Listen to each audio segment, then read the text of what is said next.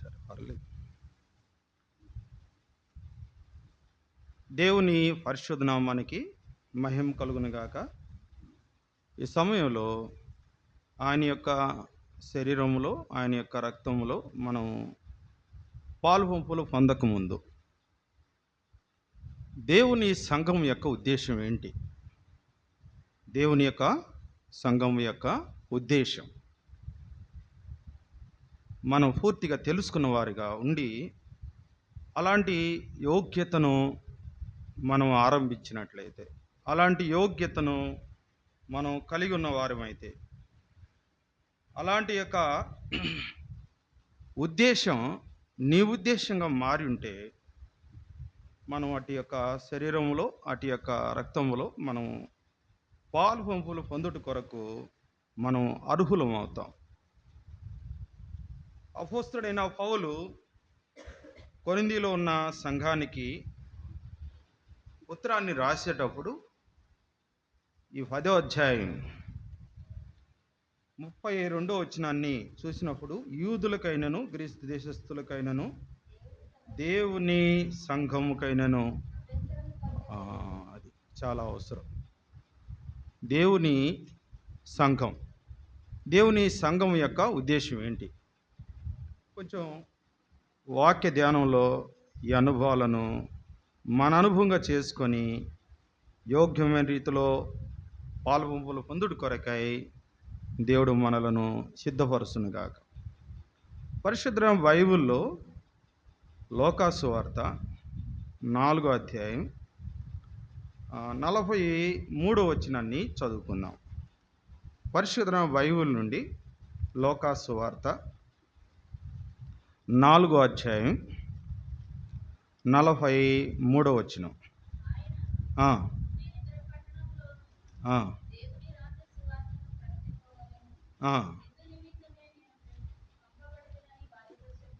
చాలు. యేసు ప్రభు మరి లోకానికి దేనికి వచ్చాడు? ఏ ఉద్దేశం? యేసు ప్రభు యొక్క ఉద్దేశమే దేవుని సంఘం యొక్క ఉద్దేశం. యేసు ప్రభు యొక్క ఉద్దేశమే దేవుని యొక్క సంఘం యొక్క ఉద్దేశం. తండ్రి యొక్క ఉద్దేశమే కుమారుని యొక్క ఉద్దేశం. ఇప్పుడు తన కుమారుడైన ప్రభువైన యేసుక్రీస్తు వారిని భూలోకానికి ఎందుకు పంపించాడు? దేవుని సంఘానికి నువ్వెందుకు వస్తున్నావు? నువ్వు, నీ కుటుంబం దేవుని సంఘమునకు ఏ రీతిగా, ఏ ఉద్దేశంతో నడిపించబడుతున్నారు? పరలోకం నుండి దేవుని కుమారుడైన యేసుక్రీస్తు వారు భూలోకానికి పంపించడానికి తండ్రి యొక్క ఉద్దేశం ఏంటి? తండ్రి ఉద్దేశాన్ని తన ఉద్దేశంగా ఉంచుకొని భూలోకానికి వచ్చిన యేసు ప్రభువారు ఏం చేశాడు అని అంటే అక్కడ రాయబడింది, ఆయన ఒక్కడే వచ్చాడు, అందరూ రాల. అందరంటే పరలోక సేనలు లేవు, 24 పెద్దలు లేరు, కోటాను కోట్ల దేవదూతలు లేరు. అయితే ఆయన ఒక్కడే భూలోకానికి పంపించబడ్డాడు అనేటిది ఒక మాట ఇక్కడ చదువుతున్నాం. 3వ వచనం మళ్ళీ చదువుతాం, 43వ వచనాన్ని మళ్ళీ చదువుతాం. ఆయన నేను ఇతర పట్టణంలోను దేవుని రాజ్య సువార్తను ప్రకటింపవలనని ఇందు నిమిత్తమే నేను. అది ఒక్కడు భూలోకంలో అడుగు పెడితే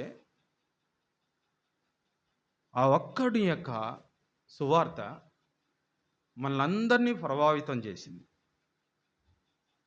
ఆ ఒక్కని మాట, దేవుని రాజ్యపు మాట. నువ్వు వస్తావా? ఇలాంటి రాజ్యంలో నువ్వు ఉంటావా? ఈ రాజ్యం కొరకై పాటుపడతావా? ఈ రాజ్యంలో ఉన్న లక్షణాలు, ఈ రాజ్యంలో ఉండే ప్రజల యొక్క ఉద్దేశం నువ్వు కూడా కలిగి ఉంటావా? ఆ ఉద్దేశం ఏంటి? అది నువ్వు ఎరగాలని నువ్వు ఆశపడితే నువ్వు కూడా ఆ యొక్క ఉద్దేశానికి ఆయత్తపడితే నీ సిద్ధపాటును తెలియజేయి అన్నట్టుగా. భూలోకంలో 33 సంవత్సరాలు ఆయన జీవించాడు. 3 సంవత్సరాలు అంటే 33 సంవత్సరాల్లో 3 సంవత్సరాలు కాలంలో ఆయన సేవ చేశాడు. అంటే సువార్త ప్రకటించాడు.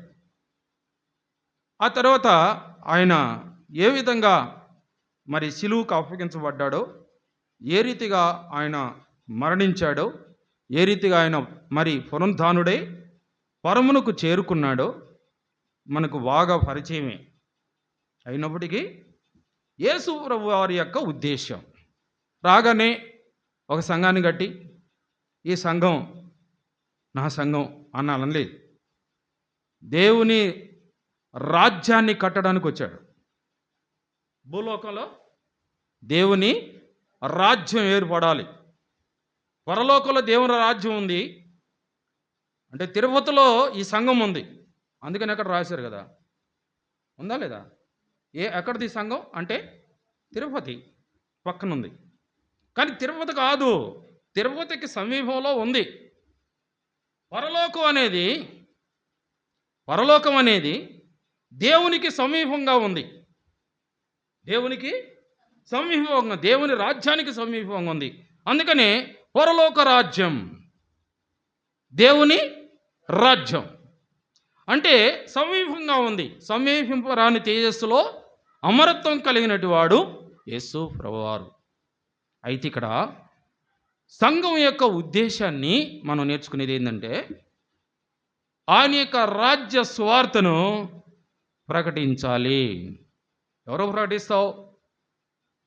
నీ కుటుంబంలో నీ పిల్లలకు, లేదంటే నీ భర్తకు, లేదంటే నీ భార్యకు, లేదంటే నీ యొక్క కుటుంబీకులకు, అన్నదమ్ములకు, నీ ప్రాంతీయులకు నువ్వేం చేయాలా? దేవుని రాజ్య సువార్తను ప్రభావితం చేయాలి. ఏదో వింటున్నావు, పోతున్నావు, అంతవరకేనా నీ పని? దేవుని సంఘానికి వస్తున్నావు, కార్యకలాపాల్లో పాలుపంపులు పొందుతున్నావు, వెళ్ళిపోతున్నావు. తర్వాత నీ పని ఏంటి? ఈ నెలంతటిలో నీ పని ఏంటి? ఈ వారం అంతట్లో నీ పని ఏంటి? ఈ సంవత్సరం అంతట్లో నీ పని ఏంటి? ఎంతవరకు దేవుని రాజ్య సువార్తను నువ్వు ప్రభావితం చేశావు అనేది ఇక్కడ మనం చూస్తున్నాం.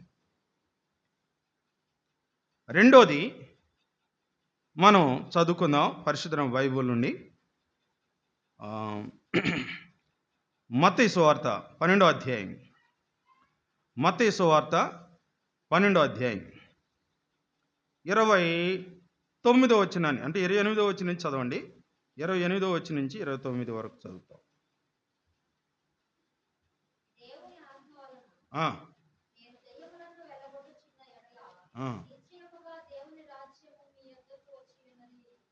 అది చాలు. కొద్దిగా మనం నిదానంగా ఈ మాటలు కొంచెం మన మనసులో ఉంచుకుందాం. పైన ఒక ప్రగల్భాలు పలికే వ్యక్తులు ఉన్నారు. యేసు ప్రభుని నిందించడానికి, అవమానించడానికి పరిసయ్యులు అనబడుతున్న కొందరు యేసు ప్రభు మీద కొన్ని ఆరోపణలు చేస్తున్నట్లుగా మనం చూస్తాం. అయితే 28వ వచనానికి వచ్చిన తర్వాత, దేవుని ఆత్మ వలన నేను దయ్యములను వెళ్ళగొట్టుచున్న ఎడల నిత్యముగా దేవుని రాజ్యము మీ వద్దకు వచ్చినది. దేవుని రాజ్యం ఎక్కడుంది? దేవుని రాజ్యం ఎక్కడుంది? మనం అంటాం ఆ దేవుని రాజ్యంలో ప్రవేశించాలంటే దేవుని రాజ్యం మన వద్దకు వచ్చింది. ఎవరు తీసుకొచ్చారు దేవుని రాజ్యాన్ని? యేసు ప్రభు తీసుకొచ్చాడు. దేవుని రాజ్యంలో ఏం జరుగుతుందో ఇక్కడ కూడా అదే జరగాలి. ఈ సంఘంలో కూడా, దేవుని సంఘంలో అదే జరగాలి. ఇదో కుటుంబంగా మనం ఆరాధనలో ఒక తలంపు మన గమనాన్ని తీసుకొచ్చుకున్నాం. ఒక ఫ్యామిలీ, ఒక కుటుంబం ఎలా ఉంటుందో, ఏ విధంగా ఉంటుందో, ఎలాగ ఆశీర్వదించబడుతుందో ఎలాగా ఫలిస్తుందో, ఎలాగా క్షేమం కొరకు మరి ప్రార్థిస్తుందో మరి మనం చదువుకున్నాం. అయితే ఇక్కడ రాయబడిన మాట ఏంటంటే, దేవుని రాజ్యము మీ వద్దకు వచ్చి ఉన్నది. ఎరిగావా? ఈ రాజ్యం యొక్క నియమం బాగా గుర్తుపెట్టుకోండి. ఇప్పుడు భూలోకంలో మన రాజ్యం భారతదేశం. మన రాజ్యం ఏంటి? ఈ భారతదేశం. ఈ భారతదేశంలో రాజులు ఉంటారు, అంటే మంత్రులు, ప్రధానమంత్రులు ఉంటారు. ప్రధానమంత్రి ఇక్కడికి రాడు. ఇక్కడికి వచ్చాడా? రాడు. అక్కడ ఉంటాడు. అక్కడుండి మీరు ఈ విధంగా చేయాలి అన్నాడు అనుకోండి, ఆ విధంగా ఇక్కడ జరుగుతుంది. ఆ విధంగా ఇక్కడ జరగటానికి వాళ్ళకి అక్కడక్కడ బ్రాంచెస్ ఉంటాయి. ఆ బ్రాంచులను బట్టి కొంతమంది మన దగ్గరికి వస్తారు. మీ ఇంట్లో ఇట్లా ఉండాలి, బాత్రూమ్లు ఉన్నాయా? బాత్రూమ్ లేకపోతే బాత్రూమ్లు కట్టుకోవాలి అంటే అందరూ బాత్రూమ్లు కట్టుకోవడం మొదలు పెట్టారు. అందరూ అంతకుముందు బాత్రూమ్ లేవు, ఇక్కడ బయట భూమికి వెళ్ళేవాళ్ళు. మీ ఇంట్లో ఈ విధంగా ఉండాలి అని అంటే ఆ విధంగా చేశారు. ఆ పార్టీ లేదంటే ఆ ప్రభుత్వం వారి యొక్క నమూనాలను పురవాయితం చేస్తారు. కానీ దేవుని రాజ్యం, దేవుని యొక్క వాక్యం ద్వారా మనం ఎంతవరకు ప్రభావితం చేయగలిగాం? రాజ్యం మీ యొద్దకు వచ్చి ఉన్నది. 29వ వచనం, ఒకడు మొదట బలవంతుని వందించని ఎడల ఎలాగూ ఆ బలవంతుని ఇంటిలో చొచ్చి అతని సామగ్రిని ద్రోసుకొనగలడు. ప్రశ్న. అట్లు వందించని ఎడల వాని ఇల్లు దోసుకొనను. ఇక్కడ బాగా చక్కని అనుభవం. ఎవరో బలవంతుడు మొదట బలవంతుని బంధించని ఎడల ఆ బలవంతుని ఇంటిలో చొచ్చి అతని సామగ్రిని దోసుకొనగలడు.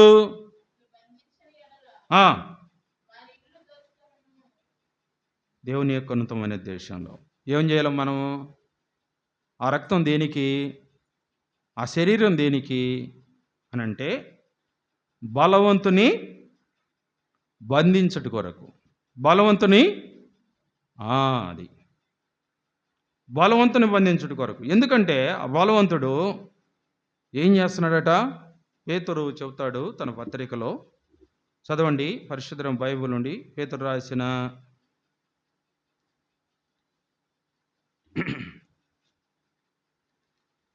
మొదటి పత్రిక, అనుభవపూర్వకంగా రాసిన మాట మన గమనాన్ని తీసుకొచ్చుకుందాం. 5వ అధ్యాయం 8వ వచనాన్ని చదవండి.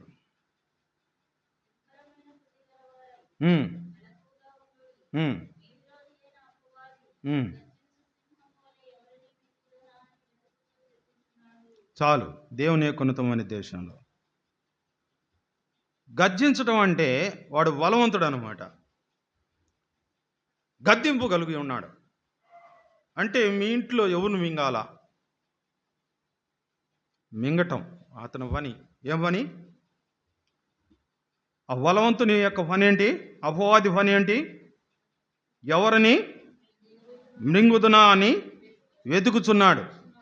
అంటే వాస్తవానికి మన ఇంట్లో అందరూ మందిరానికి రాకపోతే కొందరు ఆగిపోతారు. భార్య వస్తే భర్త రాడు, భార్య భర్తలు వస్తే పిల్లలు రారు,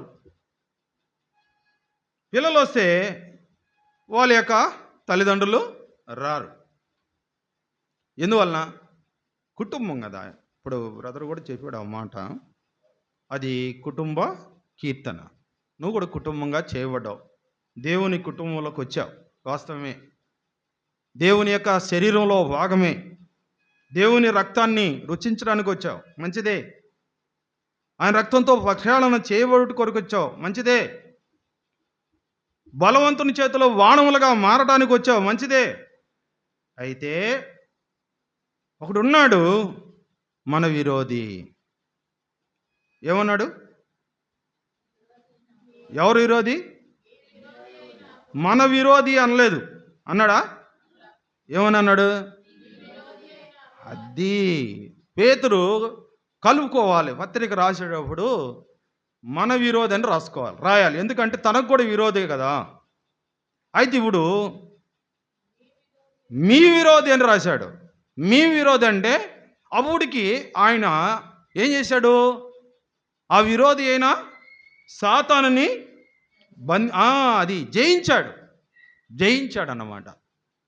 అందుకని సంఘానికి ఈ పత్రికను రాసేటప్పుడు సంఘానికి అనగా 1వ అధ్యాయం 1, 2 వచనాలు మనం చదువుతాం. ఎక్కడెక్కడికి రాశాడు ఈ పత్రికని? ప్రభువైన యేసుక్రీస్తు అపోస్తలుడైన పేతురును, తండ్రి అయిన దేవుని భవిష్యత్ జ్ఞానమును బట్టి ఆత్మ వలన పరిశుద్ధతను పొందిన వారి రక్తము వలన ప్రోక్షింపబడిన ఏర్పరచబడిన వారికి, అనగా పొంతు, గలతియా, కప్పుదోకియా, ఆసియా, బితూనియా అను దేశములందు చెదిరిన వారిలో చేరిన యాత్రికులకు శుభమని చెప్పి రాయినది మీకు కృపా సమాధానములు విస్తరించునుగాక. అంటే ఏదో ఒక ప్రాంతానికి కాదు,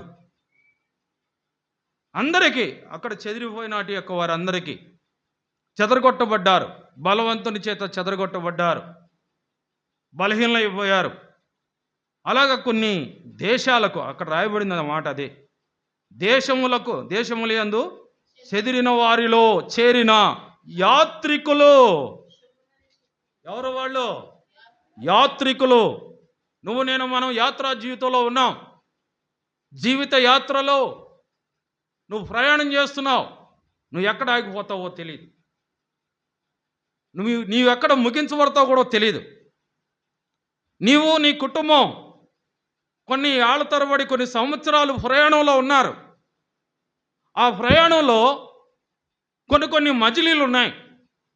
ఆ మజిలీల్లో నువ్వు ఎక్కడ ఏ విధంగా అనుసరించావు, ఆశపడ్డావు, పోగొట్టుకున్నావు, నీ యథార్థతను పోగొట్టుకున్నావు, నీ పరిశుద్ధతను పోగొట్టుకున్నావు.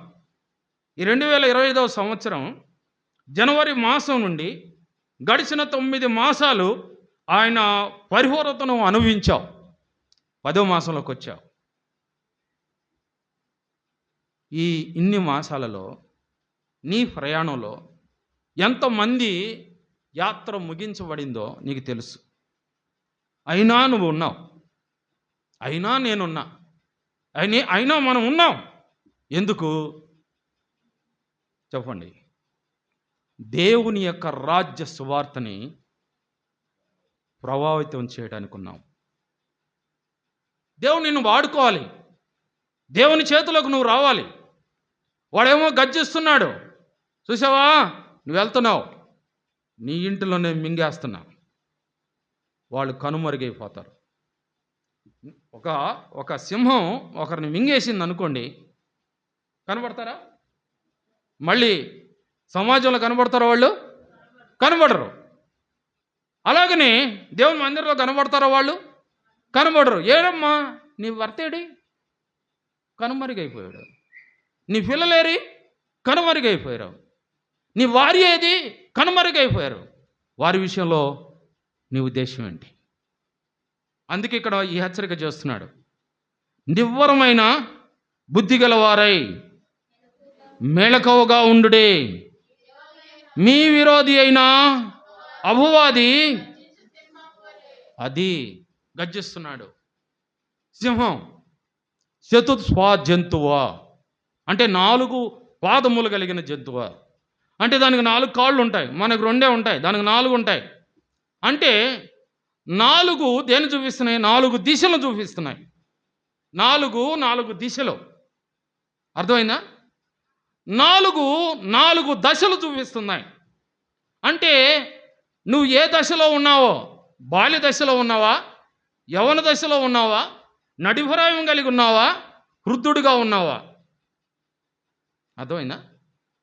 4 దశల్లో ఉన్నట్టు వారిని, 4 దిశల్లో ఉన్నట్టు వారిని అణిచివేయుడు కొరకై, అణగదొక్కుడు కొరకై 4 పాదములు కలిగిన చతుస్వా జంతువా, గర్జించు సింహం. కానీ నీ బిడ్డలను, నీ కుటుంబమును ఆ రాజ్యంలో కనుమరుగు చేయడానికి, ఆ యొక్క దేవుని సంఘంలో కనుమరుగు చేయడానికి వాడు పనిగట్టుకొని ఉన్నాడు. అందుకనే ఈ సువార్తలో మనం చదివాం. ఏం చదివాము? చదివాం. మత్తయి సువార్త 12వ అధ్యాయం రండి. ఇప్పుడు చదవండి 29వ వచనం. 29వ వచనం, 12వ అధ్యాయం 29వ వచనం. ఒకడు మొదట బలవంతుని బంధించిన ఎడల ఎలాగూ బలవంతుని ఇంటిలో చొచ్చి అతని సామాగ్రిని దోచుకొనగలడు. ఇట్లు బంధించిన ఎడల వాని ఇల్లు దోచుకొనును. నా పక్షమునున్నని వాడు నాకు విరోధి. ఇప్పుడు చెప్పాడు. చాలా చిన్న కొద్దిగా ఉన్నమాట. ఇప్పుడు మీ విరోధి అక్కడ చెప్పాడు. వాస్తవమే. యేసు ప్రభు చెబుతున్న మాట ఇది. యేసు ప్రభు చెబుతున్న మాట ఏంటంటే, నా పక్షమున ఉన్నని వాడు నాకు విరోధి, నాతో కలిసి సమకూర్చని వాడు చెదరగొట్టువాడు. నాతో కలిసి సమకూర్చబడని వాడు చెదరగొట్టువాడు. ఏ స్థితిలో ఉన్నావు పరీక్షించుకుందాం. నువ్వు చెదరగొట్టావా, లేక ఆయన పక్షమున సమకూర్చబడ్డావా? నీవు, నీ కుటుంబం ఆయన పక్షమున సమకూర్పు కలిగిన దేవుని సంఘంలో ఉన్నారా, లేరా? దానికి అలాంటి యొక్క విధిలో దేవుని ఆత్మ చేత నడిపించబడుతున్న నీవు, దేవుని ఉద్దేశాన్ని ఎరిగిన నీవు, దేవుని రాజ్యం కొరకై, దేవుని రాజ్య సువార్త కొరకై మరి పాటుపడుడు కొరకు ప్రతిష్ఠించుకున్న నీవు, ఒక్క మాట, నువ్వు ఎవరి పక్షాన్ని ఉన్నావు పరీక్షించుకో. నువ్వు ఎవరి పక్షాన్ని ఉన్నావు? దేవుని సంఘం పక్షాన్ని ఉన్నావా? దేవుని సంఘమునకు విరోధముగా ఉన్నావా? చెదరగొట్టువాడిగా ఉన్నావా? లేక నువ్వు సమకూర్పులో నీ సంఖ్య ఉందా? నీ యొక్క లెక్కలో నువ్వు ఉన్నావా? ఒకసారి మనం మనస్సాక్షిని అడుగుదాం. మనం మనస్సాక్షిని అడిగినప్పుడు, మన మనస్సాక్షిలో తొంగి చూసినప్పుడు, ఇలాంటి ఉద్దేశం లేకపోతే దేవుని సంఘం యొక్క ఉద్దేశం నీ ఉద్దేశం కాలేదన్నమాట. ఆ ఉద్దేశంలోకి నువ్వు రాలేదన్నమాట. ఆ ఉద్దేశం కొరకై నువ్వు పాటుపడలేదు కాబట్టి నువ్వు అట్టి శరీరంలో పాలు పంపులు పొందుట అనర్హుడవు. అర్హుడు కాదు, అర్హురాలు కాదు. ఇది మనసులో ఉంచుకోవాలి. అర్హత చూపిస్తున్నాడు ఇక్కడ 30వ వచనంలో. నా పక్షమున నున్నని వాడు నాకు విరోధి. చేస్తావా? విరోధంగా మనం బాగా గుర్తుపెట్టుకుందాం. మన ఈ రోజులో మనం బాగా విరోధంగా ఉన్నాం. పోయి గవ్వకన సెకండ్ తీసుకుంటావా, పట్టుకుంటామండి. బాగా కొట్లాడుకున్నాం, విరోధంగా ఉన్నాం. పోయి చేయి పట్టుకుంటావా? తాకలేము. ముఖం కూడా చూడలేము. ఆ ముఖం, ఒకవేళ ముఖం ఫేస్ చూడాల్సి వస్తే తల ఉంచుకుంటాం, లేదు ఒకే దిగుతాం. ఎందుకు? విరోధి.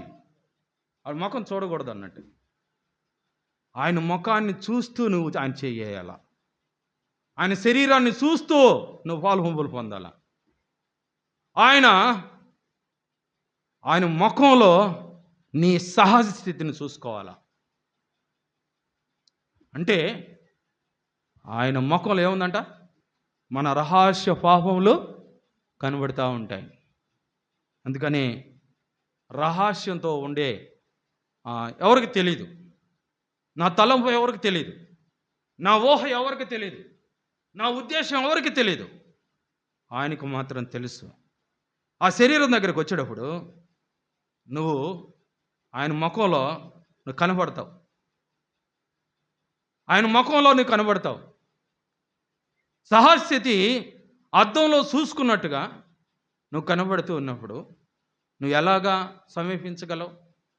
కాబట్టి ఈ మాటను మన మనసులో ఉంచుకొని మన మనస్సాక్షి కల్మషం తోసుకున్నట్లు కొంచెం ముందుకెళ్దాం.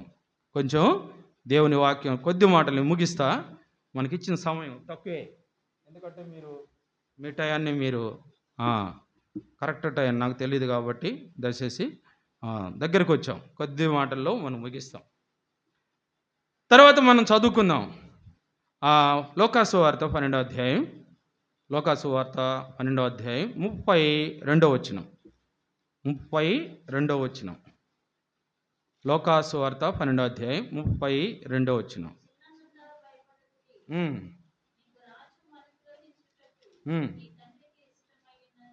చాలు చాలు చాలు చాలు. దేవుని యొక్క ఉన్నతమైన దేశంలో ఈ మాటను మన గమనానికి తీసుకొచ్చుకుంటున్నాం.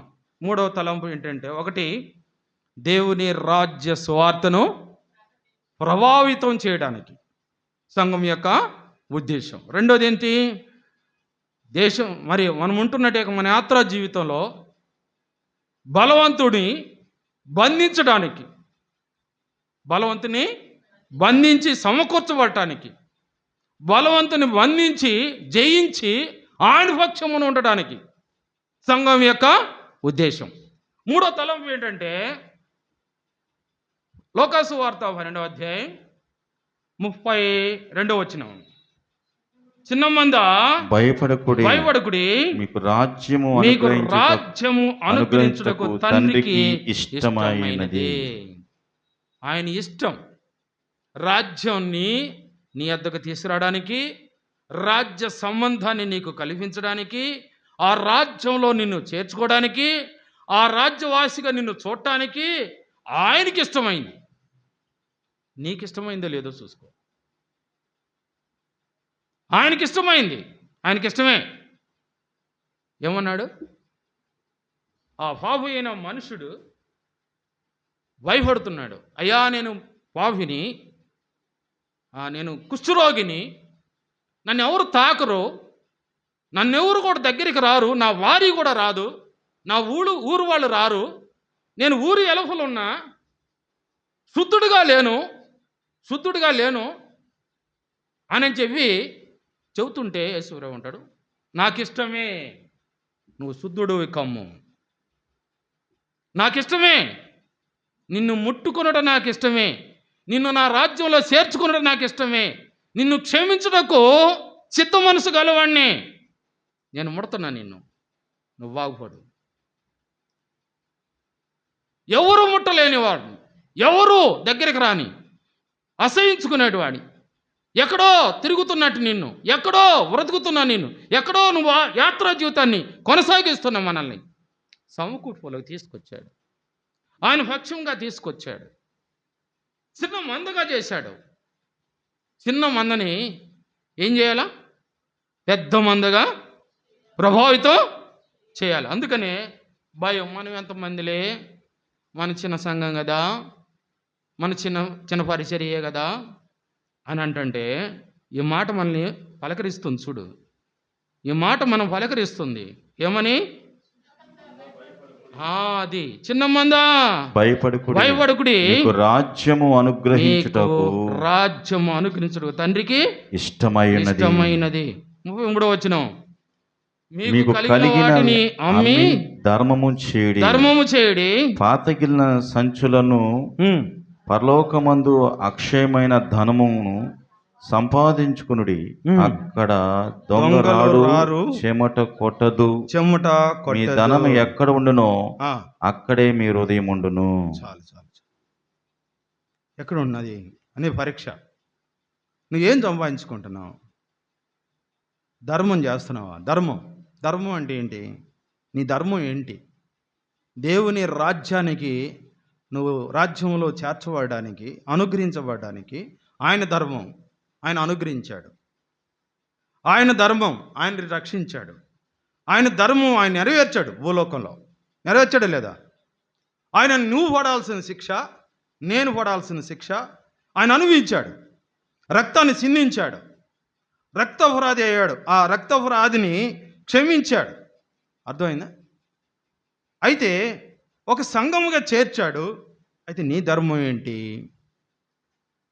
నువ్వు పరీక్షించుకో. ఏం సంపాదించుకుంటున్నావు? ఈ లోకం కొరకు సంపాదించుకుంటున్నావా? ఆ లోకం కొరకు సంపాదించుకుంటున్నావా? ఆ లోకం ఎలా ఉంటుంది, ఈ లోకం ఎలా ఉంటుందో ఇక్కడ క్లారిటీ చెప్పాడు. ఇక్కడికి అక్కడికి దొంగ రాడు, చెమట కొట్టదు. ఆ రాజ్యం చూడండి, ఆ రాజ్య సంబంధమైన ధనమును సంపాదించుకుంటే దొంగలకి అది దగ్గరగా ఉండదు, చెమటకి దగ్గరగా ఉండదు. ఈ లోకంలో అయితే దొంగలు వస్తారు, దోసుకుంటారు, చెమటలు వస్తాయి, వాటిని కొట్టేస్తాయి. కాబట్టి నీ సంచి, నీకున్న సంచి దేన్ని నింపుకోవటానికి, నీ హృదయం దేన్ని నింపుకోవటానికి, నీ ఉద్దేశం ఏమి కలిగి ఉన్నావు? ఇక్కడే కొంచెం కలవరం, భయం. ఇక్కడే కలవరం, భయం. దయచేసి గమనించండి. ఆ భయం నుంచి తొలగించబడి ఆ రాజ్యాన్ని అనుగ్రహించబడిన తండ్రికి ఇష్టమై ఉన్న ఆయనకి సమీపంగా మన ఉండుట కొరకు, మనల్ని సమకూర్చుడు కొరకు సంఘం యొక్క ఉద్దేశం. చివరి మాట మన గమనంలో ఉంచుకుందాం. చివరి మాట ఏంటంటే, దేవుని యొక్క శరీరంలో, ఆ యొక్క శరీరంలో, ఆ రక్తంలో మనం పాలు పంపులు పొందక ముందే ఒక మాటని మనం చదువుకుందాం. చదవండి. 25వ అధ్యాయం, మత్తయి సువార్త 25వ అధ్యాయం. దయచేసి చదువుకుందాం. 34వ వచనం. 25:34. అప్పుడు రాజు తన కుడి వైపున ఉన్నవాడిని చూచి, నా తండ్రి చేత ఆశీర్వదించబడిన వారులారా, రండి, లోకము పుట్టినది మొదలుకొని మీ కొరకు సిద్ధపరిచిన రాజ్యము స్వతంత్రించుకొనుడి. అది లోకము పుట్టకమునుపు మీ కొరకు సిద్ధపరిచిన రాజ్యమును స్వతంత్రించుకొనుడి. కాబట్టి దయచేసి గమనించండి. ఈ మాట మన మనసులోకి తెచ్చుకునేటప్పుడు ఆహ్వానిస్తున్నాడు. ఆ వల యొద్దకు మనం అందరం కూడా పిలుస్తూ ఉన్నాడు. స్వతంత్రించుకోండి అంటే, మీ కొరకు సిద్ధపరిచిన రాజ్యం స్వతంత్రించుకోవాలంటే, నా తండ్రి చేత ఆశీర్వదించబడిన వారులారా రండి, నా తండ్రి చేత ఆశీర్వదించబడిన వారులారా. తన కుడి వైపునున్న వారిని చూసి, ఎటువైపు ఉన్నావు? కుడి వైపున. అది నీ వైపు అంటే ఎటువైపు? యేసు వైపు చూసుచు అనే మాట గుర్తుపెట్టుకో. కుడివైపు అనగానే యేసు వైపు చూచుచు, విశ్వాసమున కర్తయు దాన్ని కొనసాగించువాడు యేసు వైపు చూచుచు. నువ్వు బ్రతికావా? లోకం వైపు చూసుచూ బ్రతికావా? ఎటు చూసి బ్రతికావు? గడిచిన మాసాలలో నీ బ్రతుకు ఎటువైపు? నీ యొక్క జీవితం ఎటువైపు? నీ ఉద్దేశం ఎటువైపు? దయచేసి సంఘం యొక్క ఉద్దేశంలోనికి, దేవుని రాజ్య సువార్తను ప్రభావితం చేయబడిన సంఘంలో నువ్వు చేర్చబడితే, ఇక్కడ దేవుని చేత, నా తండ్రి చేత ఆశీర్వదించబడిన వారు ఎవరైతే కుడివైపున ఉంటారో వారు నా తండ్రి చేత ఆశీర్వదించబడిన వారు. వారు వచ్చి స్వతంత్రించుకుంటారు. ఆ శరీరంలో వారు పాలుపంపులు పొందుతారు, ఆ రక్తంలో వారు పాలుపంపులు పొందుతారు, ఆ రాజ్యమును వారు స్వతంత్రించుకుంటారు. నా రాజ్యం నా దేవుని రాజ్యం, ఆ రాజ్యం నా దేవుని రాజ్యం. నాకు కూడా హక్కు కల్పించాడు, నాకు కూడా అర్హత ఉంది, నాకు కూడా యోగ్యత ఉంది, నాకు కూడా పరిశుద్ధత ఉంది, నాకు కూడా నీతి ఉంది, నాకు కూడా ప్రత్యక్షత ఉంది అని చెప్పటానికి ఈ మాట ఆహ్వానం. రెడీగా ఉన్నావా? సిద్ధపడి వచ్చావా? అటువంటి ఆత్మను కలిగి ఉన్నావా? అటువంటి ఆశీర్వాదం అనుభవంతో నీ యాత్ర జీవితాన్ని కొనసాగించావా? అలా ఉన్నట్లయితే అట్టి యొక్క శరీరంలో, అట్టి రక్తంలో నీవు పాలుపంపులు పొందుటకు అర్హురాలివి, అర్హుడి. అలాగా మనం మన మనస్సాక్షి కల్మషం తోసుకున్నట్లు పరిశుద్ధంగా, పవిత్రంగా, యోగ్యంగా ఫలములు పొందుటకు ప్రభు ఈ మాటలు తన ఇనికిడిలో దీవించునుగాక.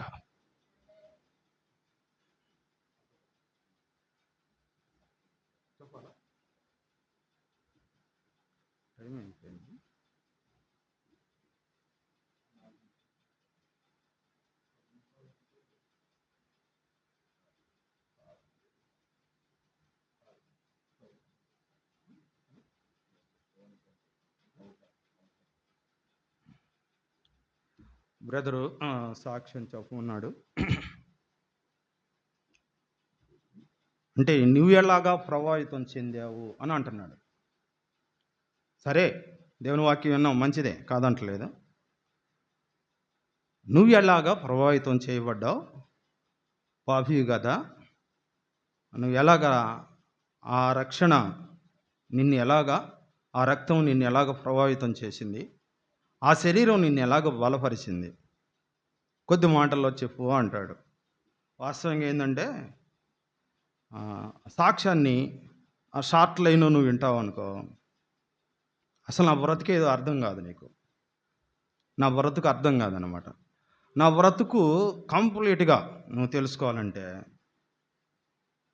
ఇది అంత షార్ట్ లైన్లో నువ్వు గ్రహించలేవు.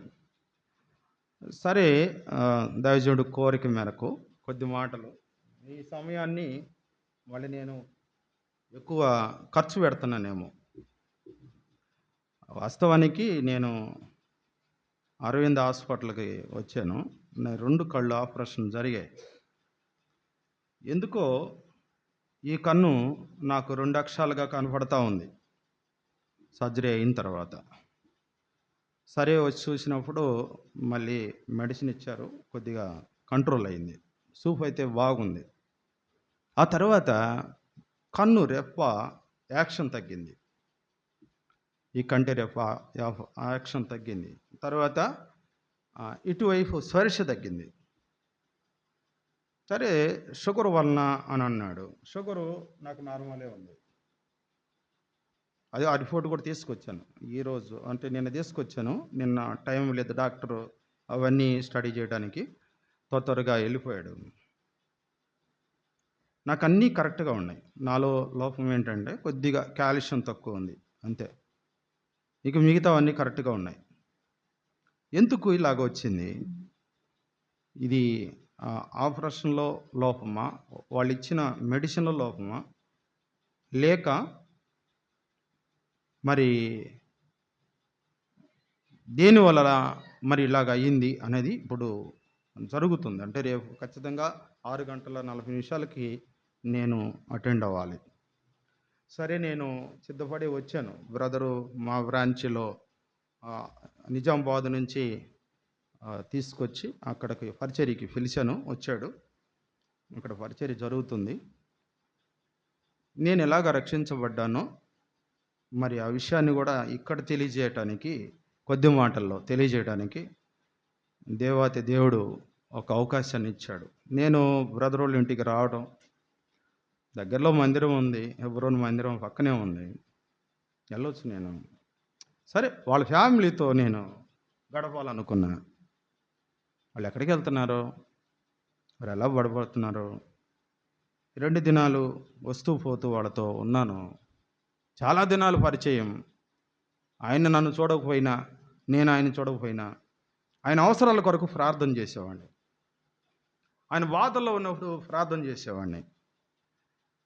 హైదరాబాదులో సమీపానికి నేను ఎప్పుడైతే ట్రాన్స్ఫర్ అయ్యానో, ఆంధ్ర నుంచి తెలంగాణకి ట్రాన్స్ఫర్ అయ్యానో, ఒక దినం కలుసుకున్నాం వాళ్ళ ఇంటి దగ్గరికి. హైదరాబాద్లో ఉన్నప్పుడు, ఆయన ఉమ్మడి రాష్ట్రంలో ఉన్నప్పుడు అక్కడ ఎంప్లాయీగా ఉన్నాడు.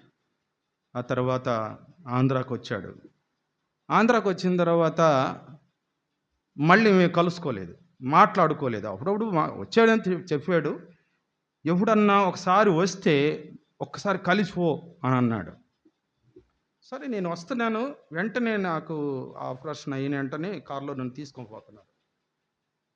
బ్రదర్ని కలవడానికి ఆయనతో మాట్లాడకూడదు, ఫోన్ తీసి పక్కన పెట్టుకున్నారు. నేను ఇంక ఎలాగా హైదరాబాద్ నుంచి వచ్చాను, ఆయనతో ఎలా మాట్లాడాలా, ఆ 2 నెలలు నేను ఫోన్ మాట్లాడడానికి లేదు, నా పర్మిషన్ లేదు. అందుకని ఆయనకి చెప్పుకోవాలా, నేను ఇటు వస్తున్నాను ఇటు పోతున్నాను తెలియదు. సరే, నేను ఇట్లా జరిగిన రోజే ఆయన ఫోన్ చేశాడు. ఉదయకాలం జరిగింది నాకు, పోయిన సోమవారం ఉదయకాలం ఖచ్చితంగా 4 గంటలకి నేను లెగుస్తా, కుటుంబ ఫ్యామిలీ ప్రేయరు అయిపోతుంది. ఆ తర్వాత ఒక 15 నిమిషాలు ఎక్సర్సైజ్ ఉంటుంది. ఆ తర్వాత ఒక 3 కిలోమీటర్లు జర్నీ చేస్తాను. ఆ తర్వాత వస్తా, స్నానం చేసి నేను నా షెడ్యూల్ ప్రకారంగా పరిచర్యకి వెళ్తాను. ఉదయకాలం లేచి బ్రష్ చేస్తున్నా, నీళ్లు ఊస్తుంటే సైడ్ వస్తున్నాయి. ఏంటి ప్రాబ్లం నాకు అర్థం కాల. వెంటనే డాక్టర్కి ఫోన్ చేశాను. సరే మీరు బయలుదేరి రండి అన్నాడు. ఆ మంగళవారం ఆయనకి ఆపరేషన్ సర్జరీ ఉంది, ఆ థియేటర్లో ఉన్నాడు. ఆయన సాయంకాలం దాకా ఆపరేషన్లే ఉన్నాయి, నన్ను కలవలేదు. సరే, మంగళవారం ఉన్నాను, బుధవారం ఉన్నాను, వెళ్ళిపోయాను. మళ్ళా నేను గురువారం బయలుదేరాను, అంతేనా? గురువారం బయలుదేరాను, శుక్రవారం వచ్చాను. శుక్రవారం కూడా ఆయన లేడు. అంటే నేను అక్కడి నుంచి బయలుదేరి శుక్రవారం మధ్యాహ్నానికి తిరుపతికి చేరుకున్నా. మధ్యాహ్నం నుంచి ఎంఆర్ఐ స్కానింగ్ చేసుకున్నా, అన్నీ చేసుకొని అన్నీ రెడీ అయింది. ఇక సండేకి నేను మళ్ళీ తిరిగి వెళ్తాలే, శనివారం కలుస్తాను కదా అనుకున్నా. కానీ ఆయన అంతగా నన్ను పరిశీలన చేయలే. ఏదైనా చేయాలంటే నాకు టైం కావాలి, మళ్ళీ సోమవారం అన్నాడు. సోమవారం అంటే ఆదివారం ఉండాలిగా. బ్రదర్ అన్నాడు, రాత్రి రాజంపేటకి వెళ్ళాలి పరిచర్యకి, పిలిచాడు సేవకుడు.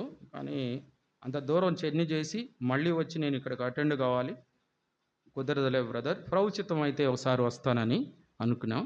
అనుకోకుండా మరి మీ పరిచర్యలో అత్తలుపుడునైన నన్ను కూడా తీసుకొచ్చి నిలబెట్టి వాడుకోవాలని దేవుని ఉద్దేశం ఏమో తెలీదు, కలుసుకున్నాం.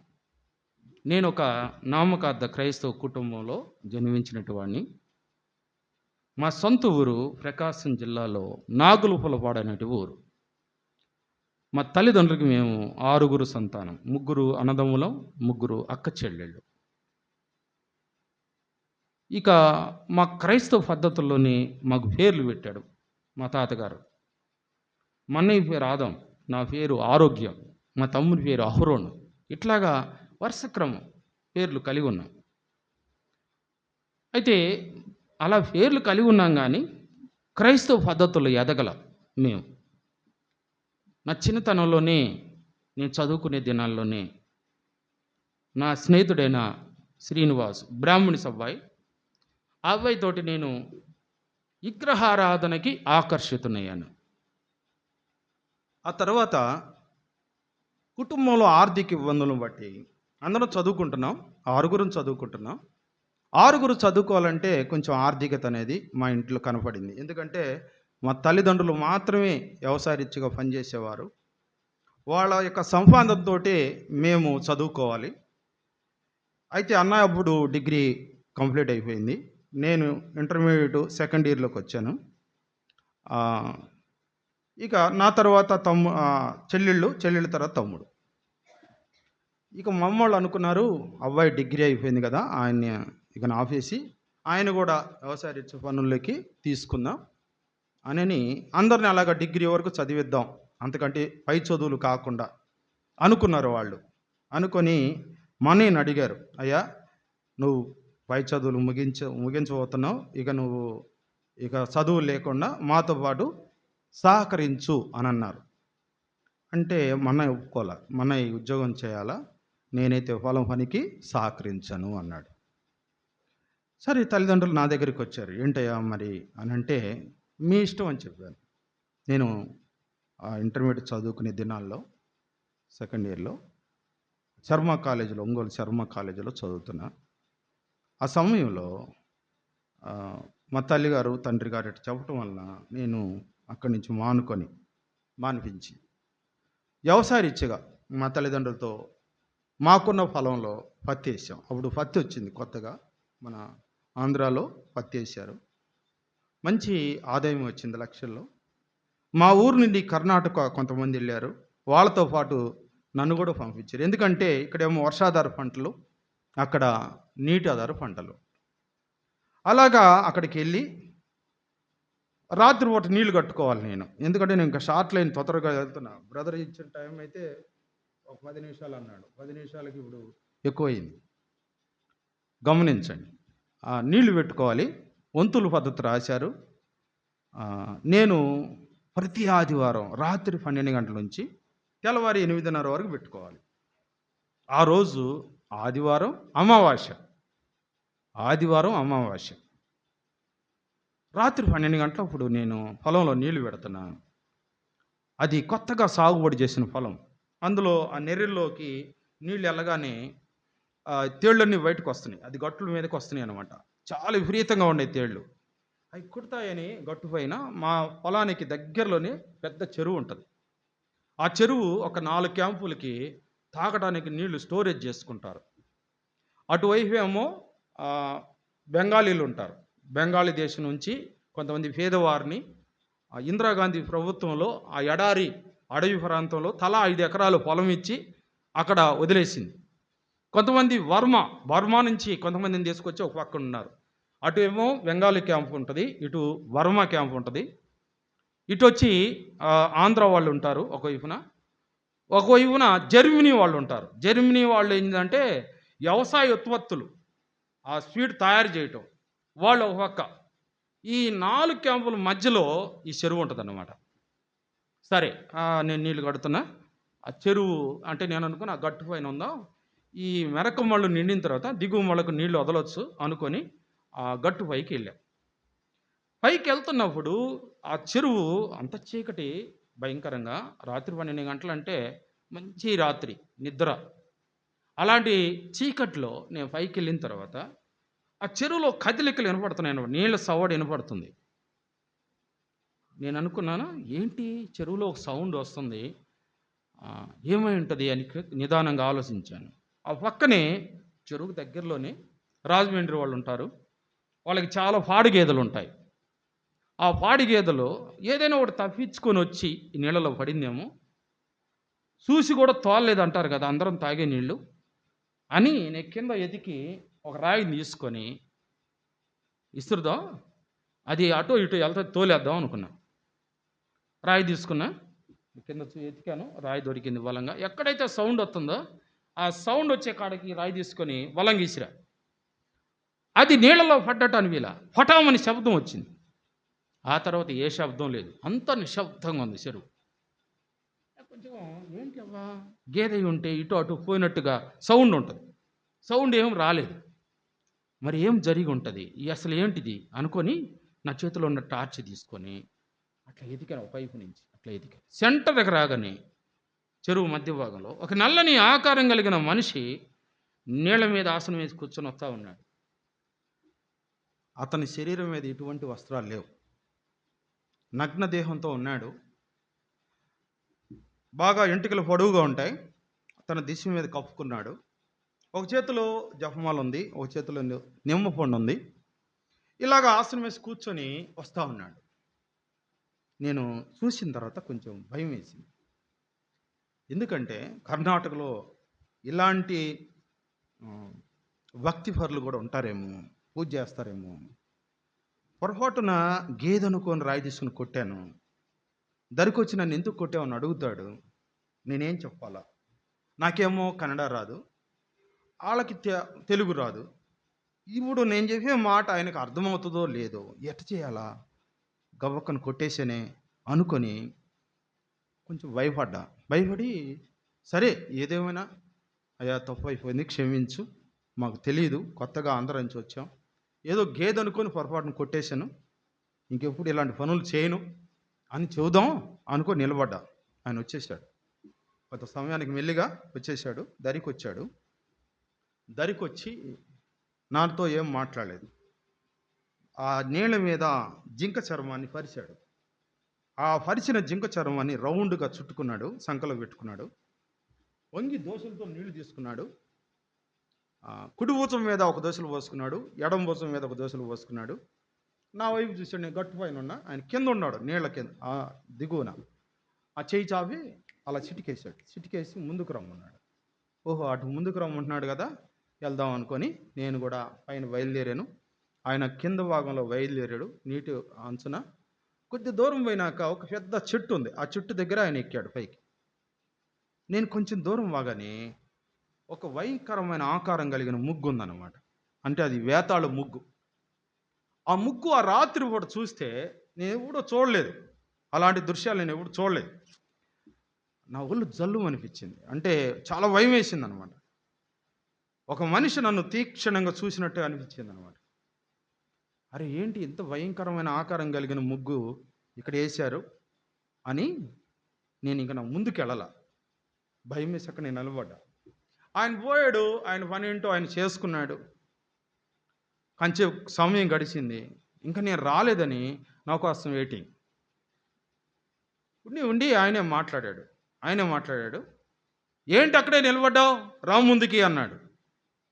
అంటే తెలుగులో మాట్లాడాడు. ఆ తర్వాత తెలిసింది ఆయన 24 భాషల్లో చక్కగా మాట్లాడగలడని. తెలుగులో మాట్లాడేలేకి నేను సంతోషించి, ఎందుకంటే ఇప్పుడు నా తప్పిదం ఏంటో పొరపాటు ఏంటో ఆయన గ్రహిస్తాడు అని. అయ్యా నువ్వు రమ్మన్నప్పుడే నేను వచ్చేసాను ఇక్కడ దాకా. ఇక్కడ ఎవరో భయంకరమైన ఆకారం కలిగిన ముగ్గు వేశారు.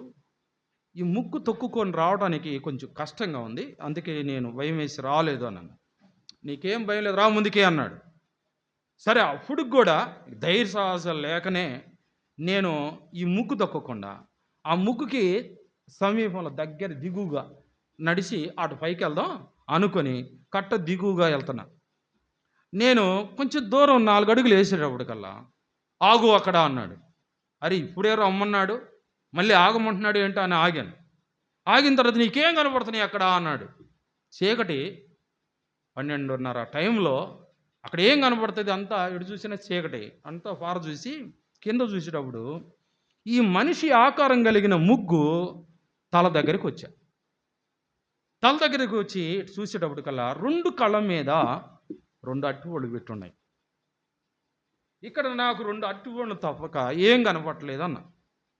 అంటే అన్నాడు, ఆ 2 అట్టిపళ్ళు తీసుకొని తినేసే అన్నాడు.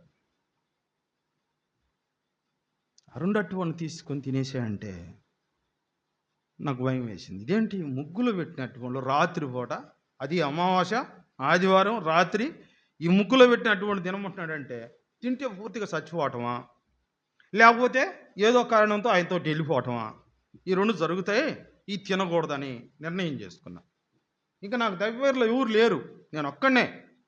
చాలా దూరం మా క్యాంపులు మేము ఉండేది కొంత దూరం. మా పొలంలో ఉన్నా, నేను మా పొలం దగ్గర ఉన్నా. సరే ఇక ఆయనేమో తీసుకొని తినేసే అంటున్నాడు. నేను తినలేనయ్యా, నాకు వద్దు నేను అంటున్నా. అంటే నాకు కొంచెం ఆయన నన్ను బలవంతం చేస్తున్నాడు. నాకు ఒక ఆలోచన వచ్చింది.